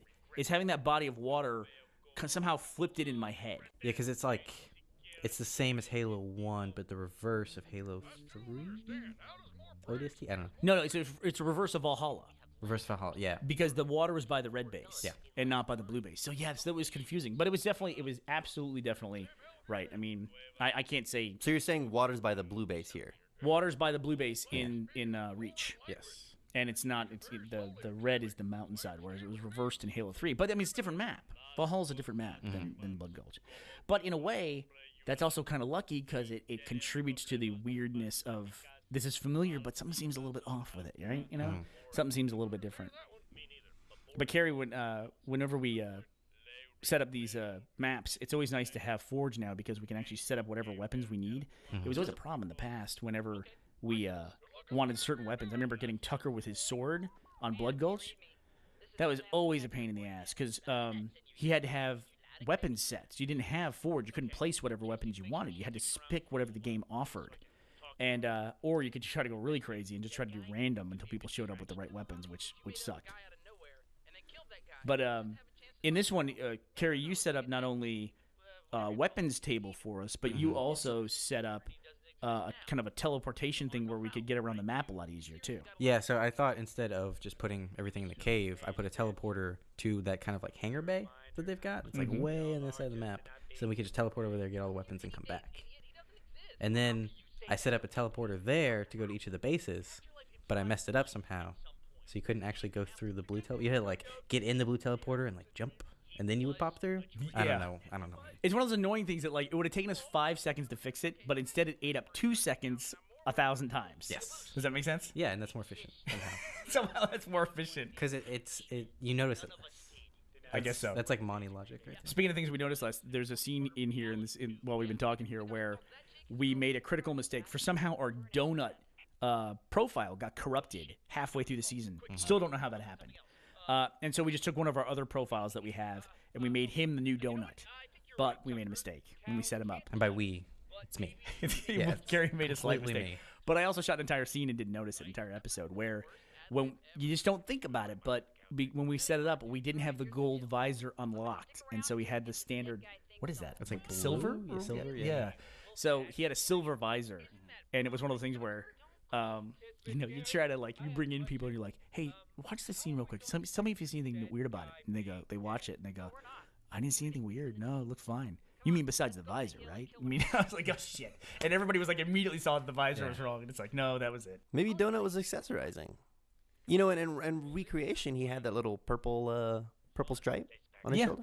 Yeah, we were talking about that earlier, yeah. Him changing out visors. That's their eyes. You got to get that right. So we had to have the gold visors. We couldn't go with the default silver visors. See, for us, it's like when you read the first part of a word and the last part of the word, your brain fills it in. Exactly. Ours fills in the visor at this point. But, somebody who comes from the outside, totally fine. Well, that's the problem I have now with writing scripts is Jeff used to be my number one go-to proofreader. But now it's Jack that I go to, and then you guys as well. I have you proofread my scripts. When I go to proofread scripts, I can't proofread something that I wrote. Because if it's wrong, my brain will just fix it for me. Because it did the first time. I guess so, right? It let it go by the first time. Why wouldn't it let it go by the second or third time? Man, Lopez was right. I do say my thoughts out loud a lot. I wonder why I do that. I'm still doing it. I really should try to stop. Okay, that was the last one. Big ship. Ship. Going through the water. Oh, Going through the nebula. What is the background? Monty, we never talked about the background for space. Oh, space. And space You see is the JPEG file, how I labeled it? It's called space. Space. But, like, these are, like, the nebula is like a dirty swimming pool, basically. Wait. So there is a nebula? It's from Reach. It's like that planet is like super gaseous. Like it's They're not around Reach. I'm super gaseous. So well, we had to use. We know. What happened is I look back at our trailer. I'm like, wait a second. That pelican comes flying off of Reach. I guess we got to use Reach now. All right, why don't we take a second and introduce Seb? Oh, what's who's up, joining guys? us now. This is Seb. He built this beautiful bridge here. Yeah, and I'm so glad that you can see it. Remember that debrief sequence? I spent so long getting the bridge ready for that debrief scene, and then you saw like 2 walls of it. I was so annoyed. I couldn't believe it. It's because of you, Monty. You animated that scene before I had the bridge done. But we should have brought in Seb earlier. He came in with something to say. he was ready to talk. Well, Seb was never shy about holding back his opinions about things, and we have his head in this scene. Yeah, it's awesome. This head in the official character is modeled after Seb. Monty actually did the model, right? Yeah. It was another face gen. We're like, all right, I need a face. By the way, over here. was that weird? Because you guys worked together, close quarters. You lived together, and then Monty's modeling your face, which is kind of intimate. Yeah, well, I mean, one of the Rooster Teeth guys, like the users on the site, totally hit the nail on the head when he said that I would probably be. Oh, that's me, by the way. I would be doing the day shift, and Monty took the night shift. I mean, this, Yeah. seeing each other 24 hours a day, it's not the best situation. We're like those what's that dog in the Looney Tunes who's just watching a sheep and it's like, hey Fred, and they just pass each other by, and it's the same dog, but they just have different hours of the day. So you're a dog and I'm a sheep, is what you're No. The 2 dogs that keep beating up Wile E. Coyote. One's got like a red flock of hair, and one's just got a darker red flock of hair. I think Monty has mixed up like 85 cartoons into one. He's distilled them all down. But I also want to point out a guest voice that we had there for when they're showing the kind of the foreshadow of them infiltrating that base, and they throw that one soldier off. That was yeah. Ian from Make-A-Wish. Oh, yeah. who came no down and way, spent the that's day with great. us. Yeah, and we used his voice I think we got to use his voice 2 times. I think he appears later as well. when the building collapses. Yeah, yeah, it was really fun hanging out with him. Did he get to see like the scene? No, the scene wasn't built yet. He saw falling fight. Oh, okay, cool. Yeah, he saw Yeah. previs. So this is all the acting here, by the way, Seb. Yep, it's like the best acting you've ever seen, right? It's pretty good. I think it's pretty solid. We were mentioning earlier that you can tell which scenes are yours because everyone looks so much happier. Yeah, and very right-handed, and you're very left-handed. Well, here's what I don't get though. We were laughing about how your guys are all kind of happy and they stick have the great, chest out, They have yeah. great posture and everything, and happy-go-lucky kind of characters. My guys look for these tired. sad guys. But you didn't like the happy music I put in this. Oh man! See, I meant And see to that- talk about that earlier. And see, there we had Wait, this hold thing on. going. Watch his crotch. Yeah, see that thrust? That one I did not have time to fix. Man. That's a happy thrust. Anyway, continue. Hey, who's that blue guy back there? Well, we have there's kind of triumphant music of this whole thing, and Jeff and I were really excited about it. And we put it in. First time we put it in, I look over at Seb, and he's making this extreme sour face, Oh like. my god, it was ridiculous. Like, And then so Bernie, you gotta back me up on this. Those No, French I totally horns were agree out with you. Yeah, it was a small moment that had like this huge swell of music. And then we just got into this thing where anytime there was something wrong with the movie, there was Seb Sourface in the corner see, going. So that was the thing. Like, first of all, you guys are talking about how I'm always happy and happy-go-lucky and everything, and then I'm Mr. Sourpuss. You know, I don't want to feel like second fiddle, but I really did like that scene that we just came out of for planning the heist that the CG team made. That's a really cool scene. Yeah. And Seb was one of the guys who worked on RedVsBlue this season, and he was almost entirely responsible for that scene, at least our portion of it. Obviously, we used a lot of elements from Halo. But, yeah, he built that entire set using textures from Halo. There's a whole visual effects piece in the behind the scenes that's all about that. Built that set and then animated most of those characters as well. Yeah, he did most of the mocap this season.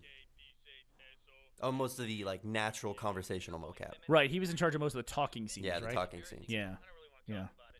And so this was finally for me, this scene with Tex was a huge FU to people who have constantly over the years said, why do they use the sniper rifle to just spy on people? Why don't they just fucking shoot somebody? And it was, of course, the show would have been over in 10 minutes if we started picking off main characters every time we spied on them. So it was fun to have Tex just go, you know what, fuck it, let's just shoot somebody, and then shoot somebody in the head. I like this view of the characters you're getting because you're getting Griff walking very slowly to do nothing, and then you're getting I don't know who that was looking at the ground. That's This is- Lopez. He's that's doing Lopez his looking at the seismic ground. readings. And also, this is because we had such a huge CG scene. Now, going back to when this was released online, it was written out as one big chunk, right? But then when we go to show it online, you forget you have 2-3 weeks between some of these episodes because of the way the CG stuff interrupts it in a way. Sorry, guys. Didn't mean to say interrupt, but, not to take anything away from you guys. But then people online said when they were going to shoot one of the Reds, people in the comments were like, they're going to shoot Lopez, right? Because Lopez is dressed up like Simmons. So, it was one of those deals where, I got enough time to change this because everyone's guessing it right, but we're not going to be like the producers of Lost. If you guys guess it right, then you get to be right. We're not just going to make up shit on the fly. Well, I mean, it goes back to that problem that you guys had initially, where you couldn't do cliffhangers. You had to change up the way you did it because you knew people had a week. Somebody's going to guess it. Yeah, so Pelicans. That's pretty cool.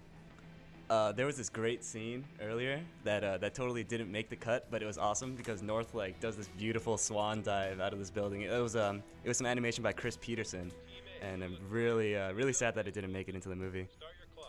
Yeah, we actually cut out 2 dives, right? Because we cut out the Norse dive, and Wash at one point was going to dive out of the Pelican. Oh yeah. And Monty actually animated that, and then we didn't make the movie. Wait a minute. Do we still have York diving out of the Warthog later on? If We still do got have that. that. We Okay. have We that. have York. So there's plenty of people jumping off of shit still. No, Monty, Okay. these backgrounds are their game backgrounds. That's at right. This point? is from ODST. Oh, that's Brian talking, by the way. This is from Halo ODST. I found out early on that the plates that we could get that we couldn't get machinima wise because we're just using them as plates of putting people into them because of the advantages of them being animated. There's so much in terms of the campaign from Halo ODST that we could use that was later previously dismissed because it was considered unusable machinima wise. But there were a lot of options here between this and Reach and the Halo ODST campaign. I feel necessary to clarify a couple things. ODST was unusable for Machinima because the theater mode was different. It had a campaign theater mode, not a multiplayer theater mode. Right. So I would do stuff like all I need is one frame, whereas it's unfilmable because you need to act in it. Machinima wise, I just need one frame and just pause it there and move the camera. It's another great callback to Blood Gulch. I think it was season 4. We had a lot of Lopez's helmet just composite in places, and I helped Joel redo season 4 for the the HD versions, and that was a lot of what I did when I started working here. It was all right. Let's put Lopez's head here, Lopez's head here.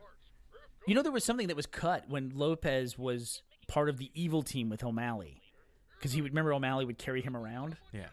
Back when we theoretically would carry him around. Actually, O'Malley would travel places, and Lopez's head would just be there, like sitting on a wall. Well, it's one or of the sitting things on top of a turret. You don't show because Right. it's not interesting. Yeah, who gives a shit about transportation? Lopez is there. He's part of the team. He's a sidekick, but he actually had a name, and I think we cut it. But he had a character name that he gave himself when he was the evil head of Lopez, and I think it was El Cabeza del Diablo is what he called himself, Devil's Head, and I think we just cut it at some point, and like O'Malley had this long name too. It was like silly like superhero names they give himself, like super villains. But that was one that Lopez chose for himself. So the way Bernie does Lopez is he writes a script and then goes to like Babelfish. See. Or one of these horrible translators, and then that's where he gets the dialogue. And then we've had people contact us and be like, I don't know if you know this, but the Spanish is just really bad. And if you're okay, if you pay me, I'll actually translate properly. It's just like over your head. Just right back and go. Don't get it. Yo soy okay. We're totally fine with it. In fact, it was an idea that we had for a deleted scene where we were going to take the dialogue for Lopez, feed it into Babelfish, then take that Spanish. It's actually Google Translate that I used. I used to use Babelfish back in the day, but take the Google Translate Spanish that it gives us, that crappy Spanish, then translate that back into English, and then do an entire scene from Lopez's perspective where all the Reds are speaking in this horrible version of English of their lines that are double translated. But ultimately, we decided not to do that because we had a scene in Revelation that was kind of similar to that. Yeah. Where the aliens had to hear the humans and what the humans sounded like instead of saying blarg. The dignified aliens. Yeah, they're a science team, man. Yeah. They're much smarter than we gave them credit for just because we didn't understand them. Here comes Sharkface. This guy's the coolest. Hey, can you guys introduce Brian and tell us what he does for the? Yes. Well, this is Brian Beam. Hello, Brian Beam. Say hello. Hello. And we just saw Brian's hololock that he made in that last scene. Yeah, it was a lot of work. And that was, I thought it turned out awesome. Yeah, originally we were talking about doing something that was much simpler, and I kind of went overboard. You don't really do anything the simple way. I have a really bad habit of overdoing things. Yeah, I mean, like, we're talking about you just made the lock, but also you made this entire room that they're in right now, too. So that's pretty cool, too. Yeah, that room was... it was really cool the way that evolved. The first pass that I did on that, the training room that I did a little earlier in the movie, like that one came together really easily. And this one, we had talked about wanting to use some kind of different textures that make it a more richer environment. And it really was a long process of trying to get it to look the way it did. And I think we ended up with something that was a little more complex than... I didn't hear a sound pass on this one, but does Maine go like right there? Did you put that in? So it's the whole back to the Seb. Is it Sour Seb or is it Happy Seb? Dude, I'm so excited about Seb's Maine. always trying to get Maine to be Scooby Doo. We're so gonna go right back and for we're gonna overdub the entire movie where every scene with Maine is gonna be dude. We're in Scooby's now. I'm so I would happy buy the with special edition for that feature. We just saw the broken glass on the window. Like honestly, of all the textures that I worked on this season, that's probably the one that I'm happiest with. The broken glass. Yeah, it turned out really well. It actually looks like that safety glass kind of stuff. This is Smosh again? Was it those That two was guys? Smosh, yeah. Gotcha. You know what I love about that last set where the two guys standing there are the two observational telescopes sitting there, and they're pointed right at pillars. Like whoever set up the telescopes put them right in front of pillars. Oh jeez. And those are in game. Are they? Yeah, they came from the play. So that's 25 cents to look at the wall. Well, they rotate. Look at that hip movement. Oh, man. That's Exodus, I think, the map from Reach. And here we go with 3 weeks of hell from my life. Hey, let's have it shoot flames. So How yeah, hard could that be? this scene came out of nowhere. Well, it didn't come out of nowhere. Well, it came out of your head, right? It pretty much came out of Oh, nowhere. that smoke's awesome, man. So That this looks is great. it started as a bunch that smoke. It started Action Essentials, but we created some particle animation with it. I think Here we go. Shark face is the best. This was the scene that I came to work one morning, and Monty's been up all night working, and I go in the back to say hello, see what he's up to, and I see what's on his computer, and I think, first I think, wow, that's really cool, and second I think, wow, we're in a lot of trouble because this was a totally unplanned scene, and infiltration was supposed to be an easy, scene overall to get through. Well, Yeah, we got to the end of training and we thought, okay. We're in the home stretch now. No fighting. No fighting. Well, I mean, Bernie came up with the shark face guy, so maybe you got to blame him. I came up with the design. Monty. I just came up with the idea of putting the teeth on the visor to match the flamethrower. This, by the way, was your son's idea. Oh yeah, that's right. I'm making the sequence. Look at the fire. I'm making the sequence, and then sun comes down. Every now and then, Bernie, your son will come down just to see what I'm working on. And I'm like, hey, JD, right? JD. Yeah, he's scared to death of you. I'm like, I don't know how to take care of this guy. And he's like, he should drop a plane on him. I'm like, wait, drop a plane? I'm gonna fit a plane in there. So I'm like, oh, okay, yeah, let's drop a plane on him, and that worked. See. Yeah, honestly, of all of the shots in that scene, that was probably the easiest one for me to composite. Like the flames were, we did them individually, but Whoa, look at that shadow. Where's that shadow coming from? Oh, that's Carolina. Yeah. It's symbolic. I get it. They're in her shadow. It's a metaphor. Something about flames. What were you saying, Brian? No, the flames that were on the wires. Oh, right. Honestly, turned out to be a lot easier. I mean, you had to track we had some stock footage that we tracked in because there's a mixture of animation and stock video that we kind of make look like it fits in the film. Well, that's one thing that we did a lot this season is that we used a lot of actual real footage, stock footage or other elements that we shot, plates that we shot. Gavin Free, who directed season 7, shot plates for us, high-speed slow-motion photography plates that we used in Blackout. Joel shot some plates for us, Marshall. So we actually used real-world elements in a lot of these scenes, and I think it gave it a different quality. It definitely took it up a notch. Man, this guy needs to calm down. What's with all the swearing? Yeah. And by real world, Matt means like Halo 3. Yeah. And Halo ODST. The real world of Halo. Right. Yes. Oh, and we can kiss the director. I love that shot. You just like come up right into his mouth and kiss him. Yeah, I just wish that we'd been able to do the one giant dolly move instead of two. No, I like it too because like you're not expecting the second one. It comes out of nowhere. I really like the way you did this, Monty. This is much simpler than it could have been. It worked really well. It is literally a cylinder in its wireframe viewing mode. So it's just like wireframe in CG means it's We're talking about the laser. Can I complain about something? You guys neutered my joke. Oh, what joke? In the script about where the thing goes down to a point and then he hands it to him, and now there's like a whole fight sequence that like appears out of nowhere right there, like where they start battling. Carolina and Tex start just knocking the shit out. Oh wait, what was the joke? Well, that says it all right there. It was the laser coming down and hitting, and then York goes, "Hey, here, hold this for me." We forgot my favorite line in the movie. Fire. Fire. Wait, for some reason John Reed recorded that one word more than any other line he's ever recorded ever. We brought him in 3 times to say, fire. Well, the one-word lines are the weirdest, especially with a really heavy character. As after you said it like 5 or 6 times, your mouth becomes numb to that word. Like you don't even know, it doesn't even make sense anymore to say.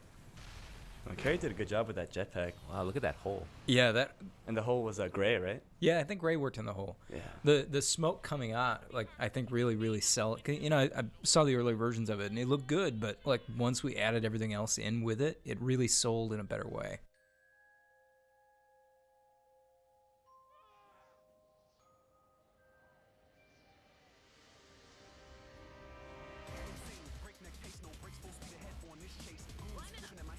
This scene was really fun to do for music because we had talked a lot about how this scene was going to play out, and Bernie and I for a long time have talked about doing an action sequence where guys were falling off of a skyscraper and fighting as they go down. So Monty had a lot of thoughts about the scene. Bernie and I had a lot of thoughts about the scene. And then Jeff Williams had a lot of thoughts about the scene. And we ended up doing that crazy rap song that's in here, and it was a ton of fun. And Lamar, Lamar Hall, who did the rap song for us on Talking That Shit and some of the other songs that we put out. I Am the Best. I Say Ooh, I Am the Best.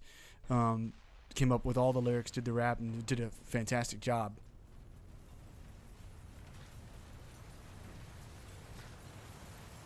Straight into chase. Straight into chase. And this was actually one of the first shots you made, This is right? like literally like it was in our trailer from like PAX East. That was like so long ago. Yeah, it was so much so that like I just in the script I just bookended the chase of like got him in a car and said chase sequence, then got him out of a car at the end of it. As long as we get to a point at the end where they weren't in a car anymore.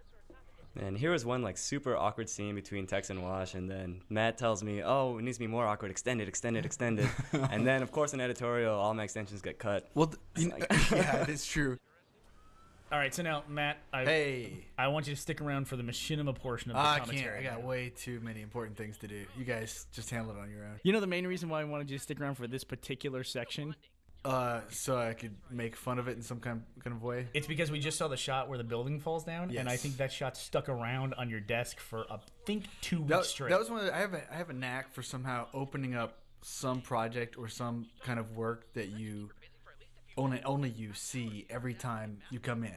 Like I was working on that shot, I would like work on it for 5 minutes a day, probably for like 3 weeks, and every time I just happened to open it for that 5 minutes was when Bernie would walk in. I think Brandon had that with Seb because he was after we'd done with the blackout scene completely, he was still editing like a visual effects package for it, and every time Seb came up to look at your computer, it was just like blackout again. Huh? No, he would say that, and I'd be like, "Well, if you finish any of the other CG scenes, maybe I would use those." Oh, look at all the criticism going on. Passive aggressive. That's the way to work. That wasn't passive at all. What do you think that scene was for Revelation? Do you remember? For season 8? Because I can tell you what it was. One that I was working on all the time. Yeah. That you would always see me working on. Was it the one where Tex jumps out of the thing and she rolls across? She rolled the rollout. And the other thing is, like, both of those, I also had to open up and like redo stuff for graphics, like for print graphics, and then for behind the scenes visual. We're talking visual about the effects. very last shot in season 8 with the Tex fight where she rolls Rollout. up. I think it's called rollout. Is the name of Well, the nobody shot, knows the name of the shot though. I'm telling you, you don't know the name of the shot. No, I know it's called roll. I called it also- rollout 2 seconds ago before you guys did. It's the soundtrack, Revelation soundtrack. Right? Yeah, it's Yes, cover the the sound. soundtrack of the CD. All the fireworks are going off. Soundtrack of the CD. The soundtrack of the movie. The CD for the movie. The soundtrack of which is the music that you can listen to on your ears or something. Also available on iTunes. Plug. But you're right. I saw that so many times because when the CD was coming out, you would even bring that up. And I was like, Matt, this episode came out 5 weeks ago. Can I not see the scene anymore, please? This is where Tex and Caboose are talking to Church. I had to reshoot some of these scenes because the tank was just going too nuts. In fact, you can still see it going a little nuts. I know. Every time I walked in, you were working on that tank. Just it was going nuts every time I walked in. Like you were like 5 minutes a day, I'm sure, only on the tank. But every time I walked in, you're working on that tank. Well, now it's our mascot for the whole company, so there's a reason for that. And a little added earthquake to like cover up some of the tank bobbing around.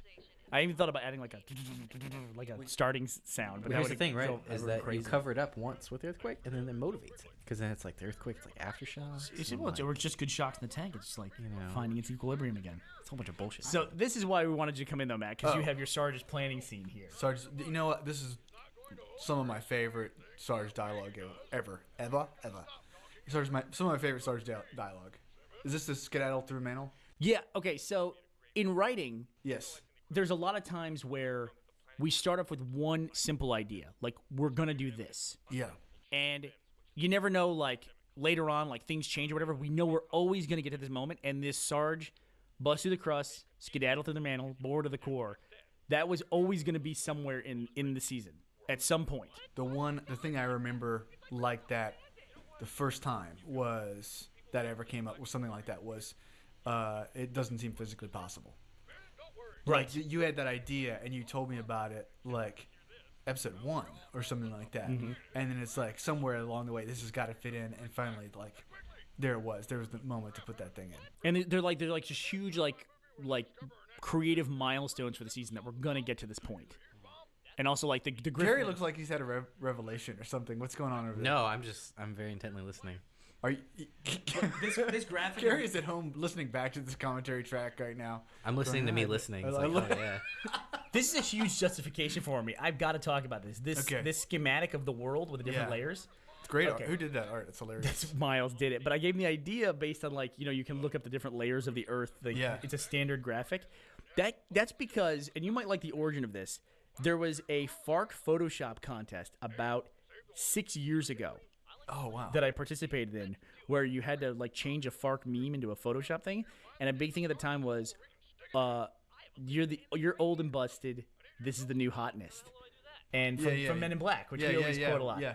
And so I took the graphic of the world split up like that, and I pointed to the outside and said old and crusted, and the inside was new hotness. So this is another one of the very few scenes that were done by some other animators. Both of these were done by Christopher Peterson, I think, right? That is my favorite fire in. Yeah, that fire looks like fire. That's really it's real fire. Awesome. Yeah. Yeah, that composite is probably the most realistic thing. Yeah, I mean, the first time I watched it, there were elements of it. It was like, holy shit, that's real. What? Thank you. Oh man, I wonder who designed this area. Shit? Oh wow, this great. shit. He must be like. I like really, the old man's back who's moving at like point. Yeah, I only had so many steps. The camera move was really slow. It's like you can see how small our mocap area is by how few steps Seb takes in a shot. Oh man. There was that same issue in the trailer with the guy who moseys across the comm room, and people are like, every time they saw it, they go, get that moseying motherfucker out of there. He has no sense of urgency. Doesn't know where he is. So yeah, this thing was a lot of fun. Those guys' weapons are really small. You scaled them down super small for them, huh? Did I? Yeah, like the SMG could fit in a pocket. Monty, I love that glass that defies the laws of physics. Oh, hey, who's that guy? Cinematic license, Brian. Well, in your mind, what are you listening to in that shot? Oh, like smooth jazz. Like, there is no question. I like the punch. This is the first time you've seen that? Yeah. That's outstanding. We actually, in this season, Brandon, we got to use a transition piece of music from Nico that we never got to use before ever. And it was a song called Mexican, with the can was capitalized, like a very positive message. And we got to use that for Lopez when Lopez takes over Simmons' place on Red Team. It was fantastic. The first time I heard that, it was the most hilarious thing. How long have we had that file? We never found it before. I should look up the date on it. I don't know. I mean, it might be from 2007 or 2008. Wow. And we're recording this in 2015, if you're listening in the future. It's about 2 months after the aliens took over. And the U.S. split into 5 different countries. Send food. Half Mexi, half can. Exactly. 2 nations now. We're recording this from the new Republic of Mexico. So let's go talk about music for a second, too, because I work with Nico for the machinima side of the music, which is we use the classic transition scenes and some new stuff layered in. Like the first song at the very beginning of this, the whole season is new. And you work with Jeff pretty closely for the CG stuff. Yes. Is that putting it lightly?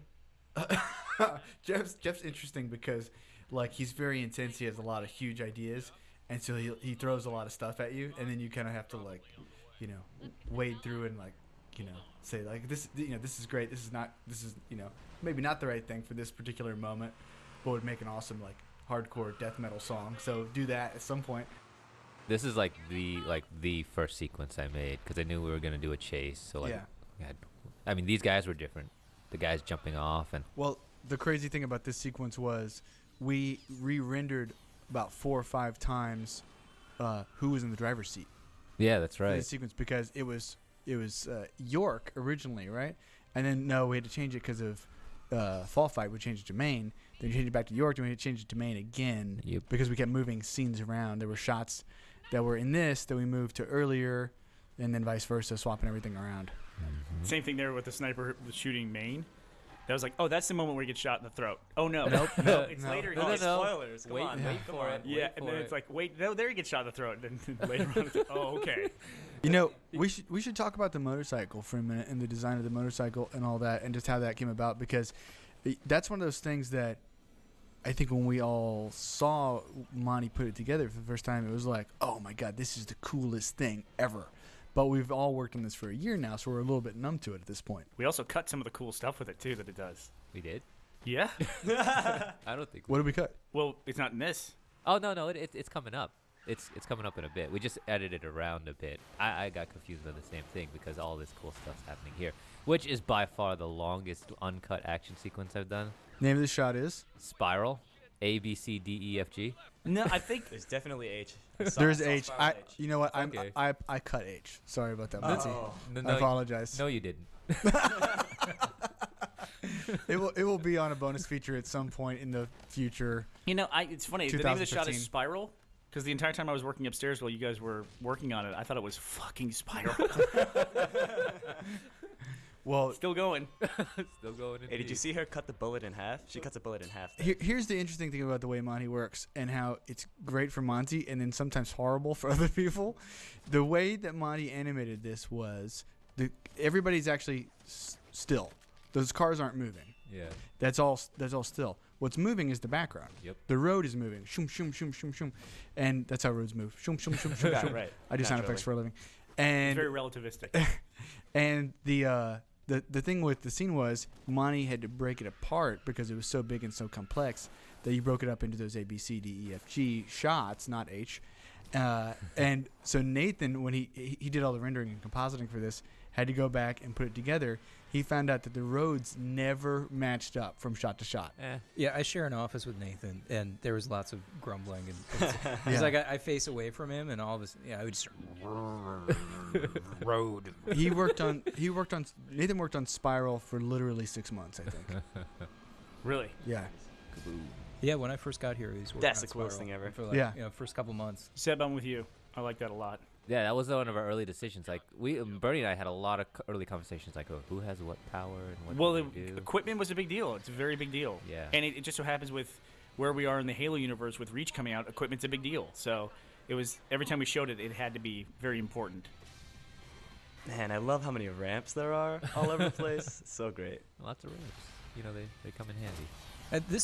This scene is a good example of how our production workflow kind of evolved over the course of the production. Towards the beginning, we were just adding motion blur and optical flares and some other things, and you can see some shots inside of there where you can see that we started adding additional lighting effects, Depth of field and all that kind of stuff. Yeah, all that stuff after you came on, we tinkered around. And if you look at the difference between blackout and training, there's a lot of stuff that's the same, but I think training has a lot more depth and a lot more character, and we just had figured out stuff along the way and carried those things forward.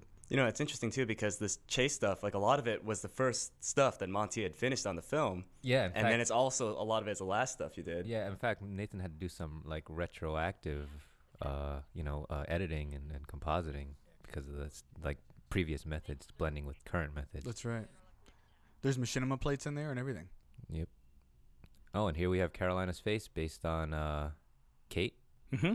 One of the users from our site. That's right. Oh, really? Long time Wow. user. Long time user. Did She's you guys been on have the a site- contest or something? Or No, No. well, she's just someone. It's because she's hot. She's been on the site for how long? Oh, God. 6 years? Yeah. Yeah. So this scene here with Griff coming up with his part of the plan to build the bomb by just pissing off the Blues, this was definitely going to be a part of the season. I knew from, this was one of those little seeds very early on. Just because we definitely want to have one scene in Blood Gulch where the Blues and the Reds yell at each other. That's just, it's critical. It's critical. And then there was such a great line when I was writing stuff that Griff could be saying to the Blues. There was just such a great moment that I love in there. It's one of my favorite lines from the whole season, which is where Simmons and Griff are casually talking to one another, and Griff says, "Now, if you'll excuse me, someone needs to be called a cunt." And it's just one of those lines that it fits the character really well, and then also knowing Jeff, the voice actor for Griff, I just knew he could deliver that, just nail that delivery. It's my new favorite line I've ever. Jeff is somehow good at saying the word cunt. Just casually Has he saying had practice saying the word cunt? You'll excuse me, it's important that I do this. It's important that I call someone a cunt. The bumper sticker is coming to the Rooster Teeth store this Christmas. We just got some boner stickers. We just got some bumper stickers in the mail from someone who made the "I've got a boner for murder" quote. Which is funny because we had a lot of vendors who turned us down. Who turned us very many. We tried to get that made into a bumper sticker that we could sell. We got so many companies turn us down. They wouldn't print it because it was so offensive. Right. that we thought, oh yeah, this is offensive. Maybe we shouldn't make this sticker. But apparently someone out there took it upon themselves to put it on there. And thank you for doing that, whoever you Yeah, are. they said, "Excuse us, sirs. We have ethics at this company. We're the company that invented the titty bingo sticker. So we're not just gonna print anything." I actually don't know if they invented titty bingo, but. And then this was Brandon begged all season that we had to have Andy back in the series. No, Monty and I love Andy. Well, I love Andy too. And so if we had to choose between Sister, Andy, and Junior as we were getting close to the end of the season, we had to be Andy, right? Andy's a great choice. I mean, there's pretty much nothing.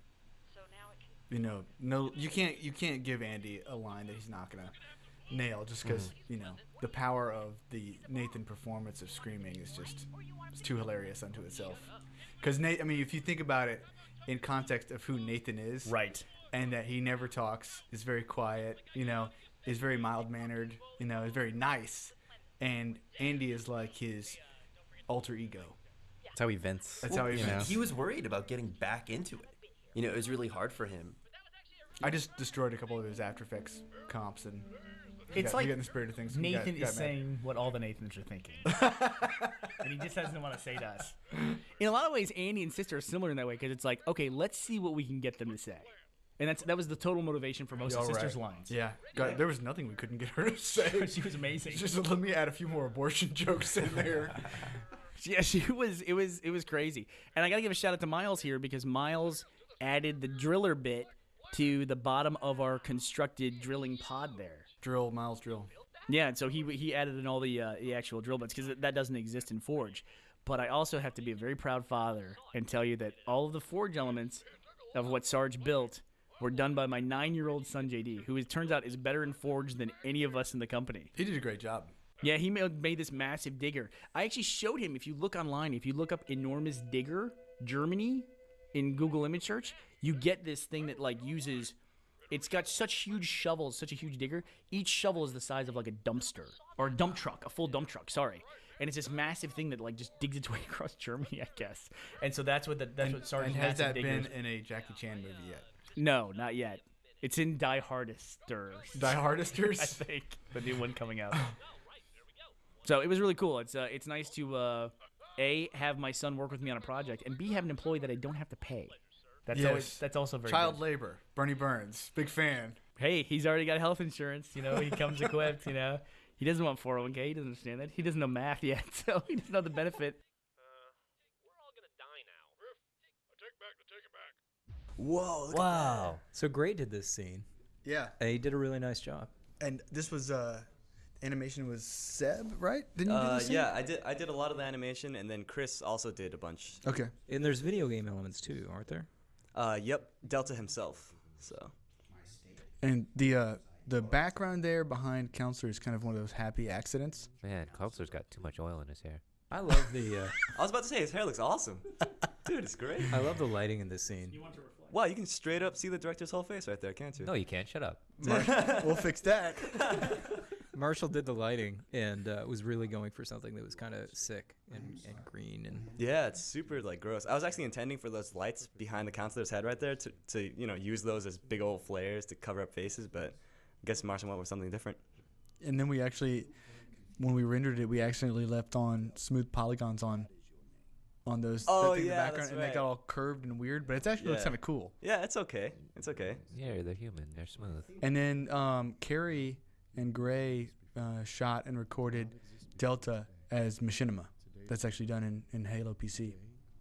Looking good. So it's the same way we always did Delta. Halo 1, yeah.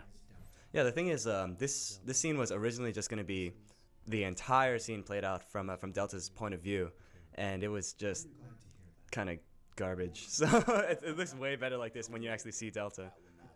Yeah. And when you feel better, we are going to do incredible things together, you and I. Incredible things. And this scene, I'm going to give away a little filmmaking thing here, is that Andy should probably be in the shot, and he might not make the final cut. Carrie says he's going to put Andy in. So if you're watching the DVD and Andy was in that shot, that panning shot, then Carrie is awesome. Otherwise, Carrie, do you want to make an excuse for yourself if you didn't make it in there? No. To be determined. We don't know. The audience knows more than we do at this point. Did you do a good job? I'm gonna do it. You are? Okay. I'm gonna do it. There's your commitment. Now he's got to do it. Thank God Andy doesn't glow, man. Yeah, that's awesome. The Halo 2 glow. Oh, jeez, that was killer. Well, that Andy is composited in. I mean, he's just layered in. We didn't try to use an actual Andy this season. We never used a Machinima Andy? I don't think so, no. I think maybe Tex, when she went to go pick him up once, maybe. But don't forget, Andy's a problem, just like Forge. When you have Andy, you're in an assault game, and when you're in an assault game, you can only have so many colors. And because the Blues are the hardest team for that, there was nothing we could do. In fact, we should probably talk about that a little bit. Tex is not a natural color in Reach. No. She is black, and so we had to Black's not her natural color. The lady never likes you to reveal that. I know. But we had to make a character game where the leader was black. And so Tex had to kill somebody at the start of every round just to turn black. And we actually discovered kind of late in the season here that even when we go into a Forge game or an Assault game and pick the appropriate team color, the team colors don't exactly match the Slayer colors, like the individual Slayer colors. Yeah, what was it? We were trying to drop a rock in the background, and we had Griff, who's supposed to be gold now, on the gold team. And to drop rocks, we had to do it in Forge. Yeah, because we can't. We can only do team color. We can only do team colors in Forge. Right. And we can't, get everybody in. So we were supposed to. It would have worked perfectly, but nope. Gold's not gold. No, in a team color, gold is actually yellow for the individual. And I have no idea what color pink is because it's kind of like an off lavender. Donut would know what color it was. Yeah, of course he would. Yeah, it's chartreuse. I don't know fucking colors, but it's weird that they're not the same. But what are you gonna do? And if you see later in this movie, we haven't hit the scene yet. There actually is a scene that we shot with Red Team in Forge, and if you look very closely, you can tell that Griff is actually orange, Donut is this off pink color, and Simmons is the trick we always use, which is just red. God, that's the best trick ever. And we just put him in a shadow or something like that to make him so more easy. maroon. It's crazy how close the colors are that we can just put him in the background or make him just a little bit darker, like in the shade, and make Simmons. Would you say that Reach, out of all the Halo games, Reach is the one where maroon is the closest to red? Absolutely. I feel like every shot we set up, we have to try and figure out which one's which. Luckily, no one has ever mistaken a Simmons line for a SARS line ever. The board. The board. For those people who are interested, the numbers on the end don't actually mean anything. No, don't tell them that. That's like the first thing you worked on for us, isn't it? It was the very first thing I worked on before. I was a freelancer, not one of these freelancers. Wow, look at York. That's a handsome guy. York is the first face? That's the first face we made for the trailer for PAX. I mean, from what I understand, it's also like the second and the third and the fourth face you guys made, right? You just had to make him over and over. Yeah. It took a few trials being the first face overall. Board was a big debate all the time. Yep, but I like the way it ends up now because you see North Dakota on the bottom, which makes it more clear that South Dakota is not there, and I think that works out really well. And then we see the other character who's never on the board ever, CT. And we also decided let's make Tex black. Let's keep it like we always do and make her black and go through all this trouble to make her black.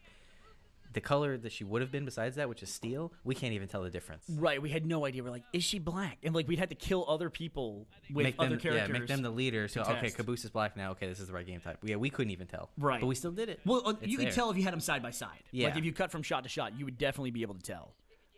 And Carrie, the shot of Caboose and Tucker rolling away in the tank there, it's one of the cool things about Reach. We could physically deform the tank by shooting off the canopy. Oh, that's right. Remember, we literally knocked the canopy off. So it's one of the cool things about the game. You can, wherever you hit the tank, that's where it receives damage. It's a cool game. Matt, I was telling people earlier how obsessed you were with Tex's butt. She got a badonkadonk. There it is. I mean, that's popping, baby. Matt didn't understand that there were female models for Reach. He thought we did something special to make her butt pop out. I was like, what's going on with all that? Look at the size of that pistol, too, man. Shazazzle. Back that thing up. So this is actually the storyline for season number 9. It actually kind of gets you to the point where Epsilon is at the end of season 8 because there's a time differential between what's taking place in the quote-unquote real world of Halo 3 and the memory unit world of Reach. where we hear Church's narration at the end of season 8 is actually where he is at the end of this. So you kind of see his journey of how he got to that point, of how he's more relaxed, how he's more at ease with things.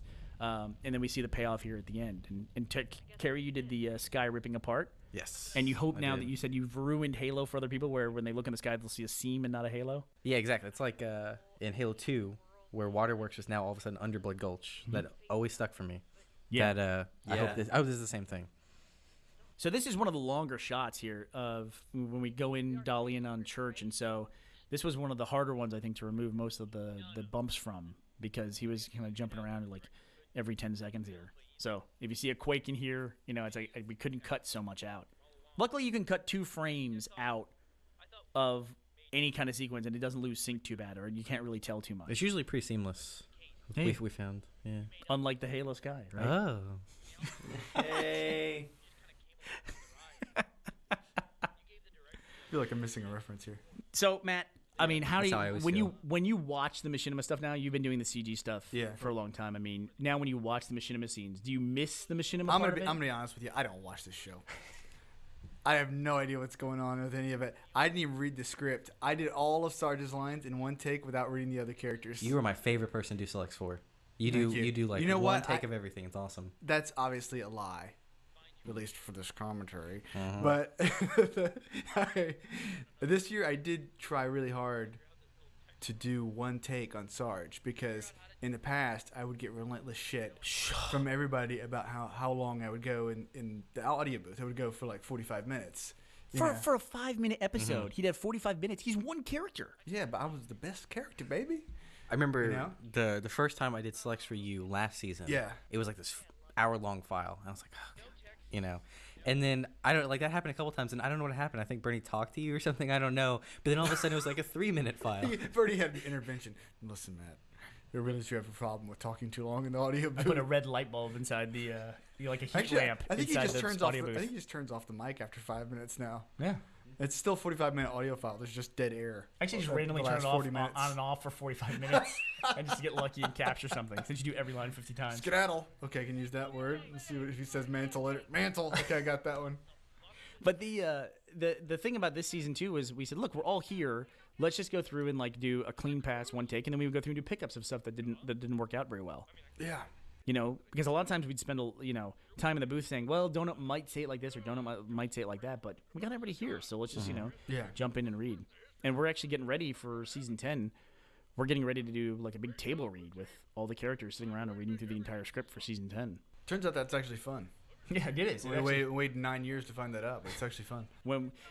For 9 years or 8 years, we had the idea of we want to react to the audience a little bit more, whereas we can't do that with the CG stuff. We can't go, oh, well, they like this a little bit more, so let's give them more of this. Yeah. No, because we're doing that stuff 6 months in advance. Yep.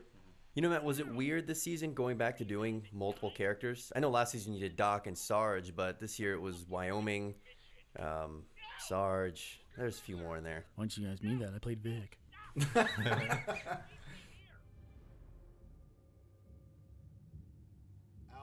And we had to get one more scene in with Carolina's face. We will be asking Yeah, you to do of course. great. I mean, we spent so much time. Hair simulations. Yep. Oh my God. Carolina, Every time we I'm would coming to simulate eat your brains.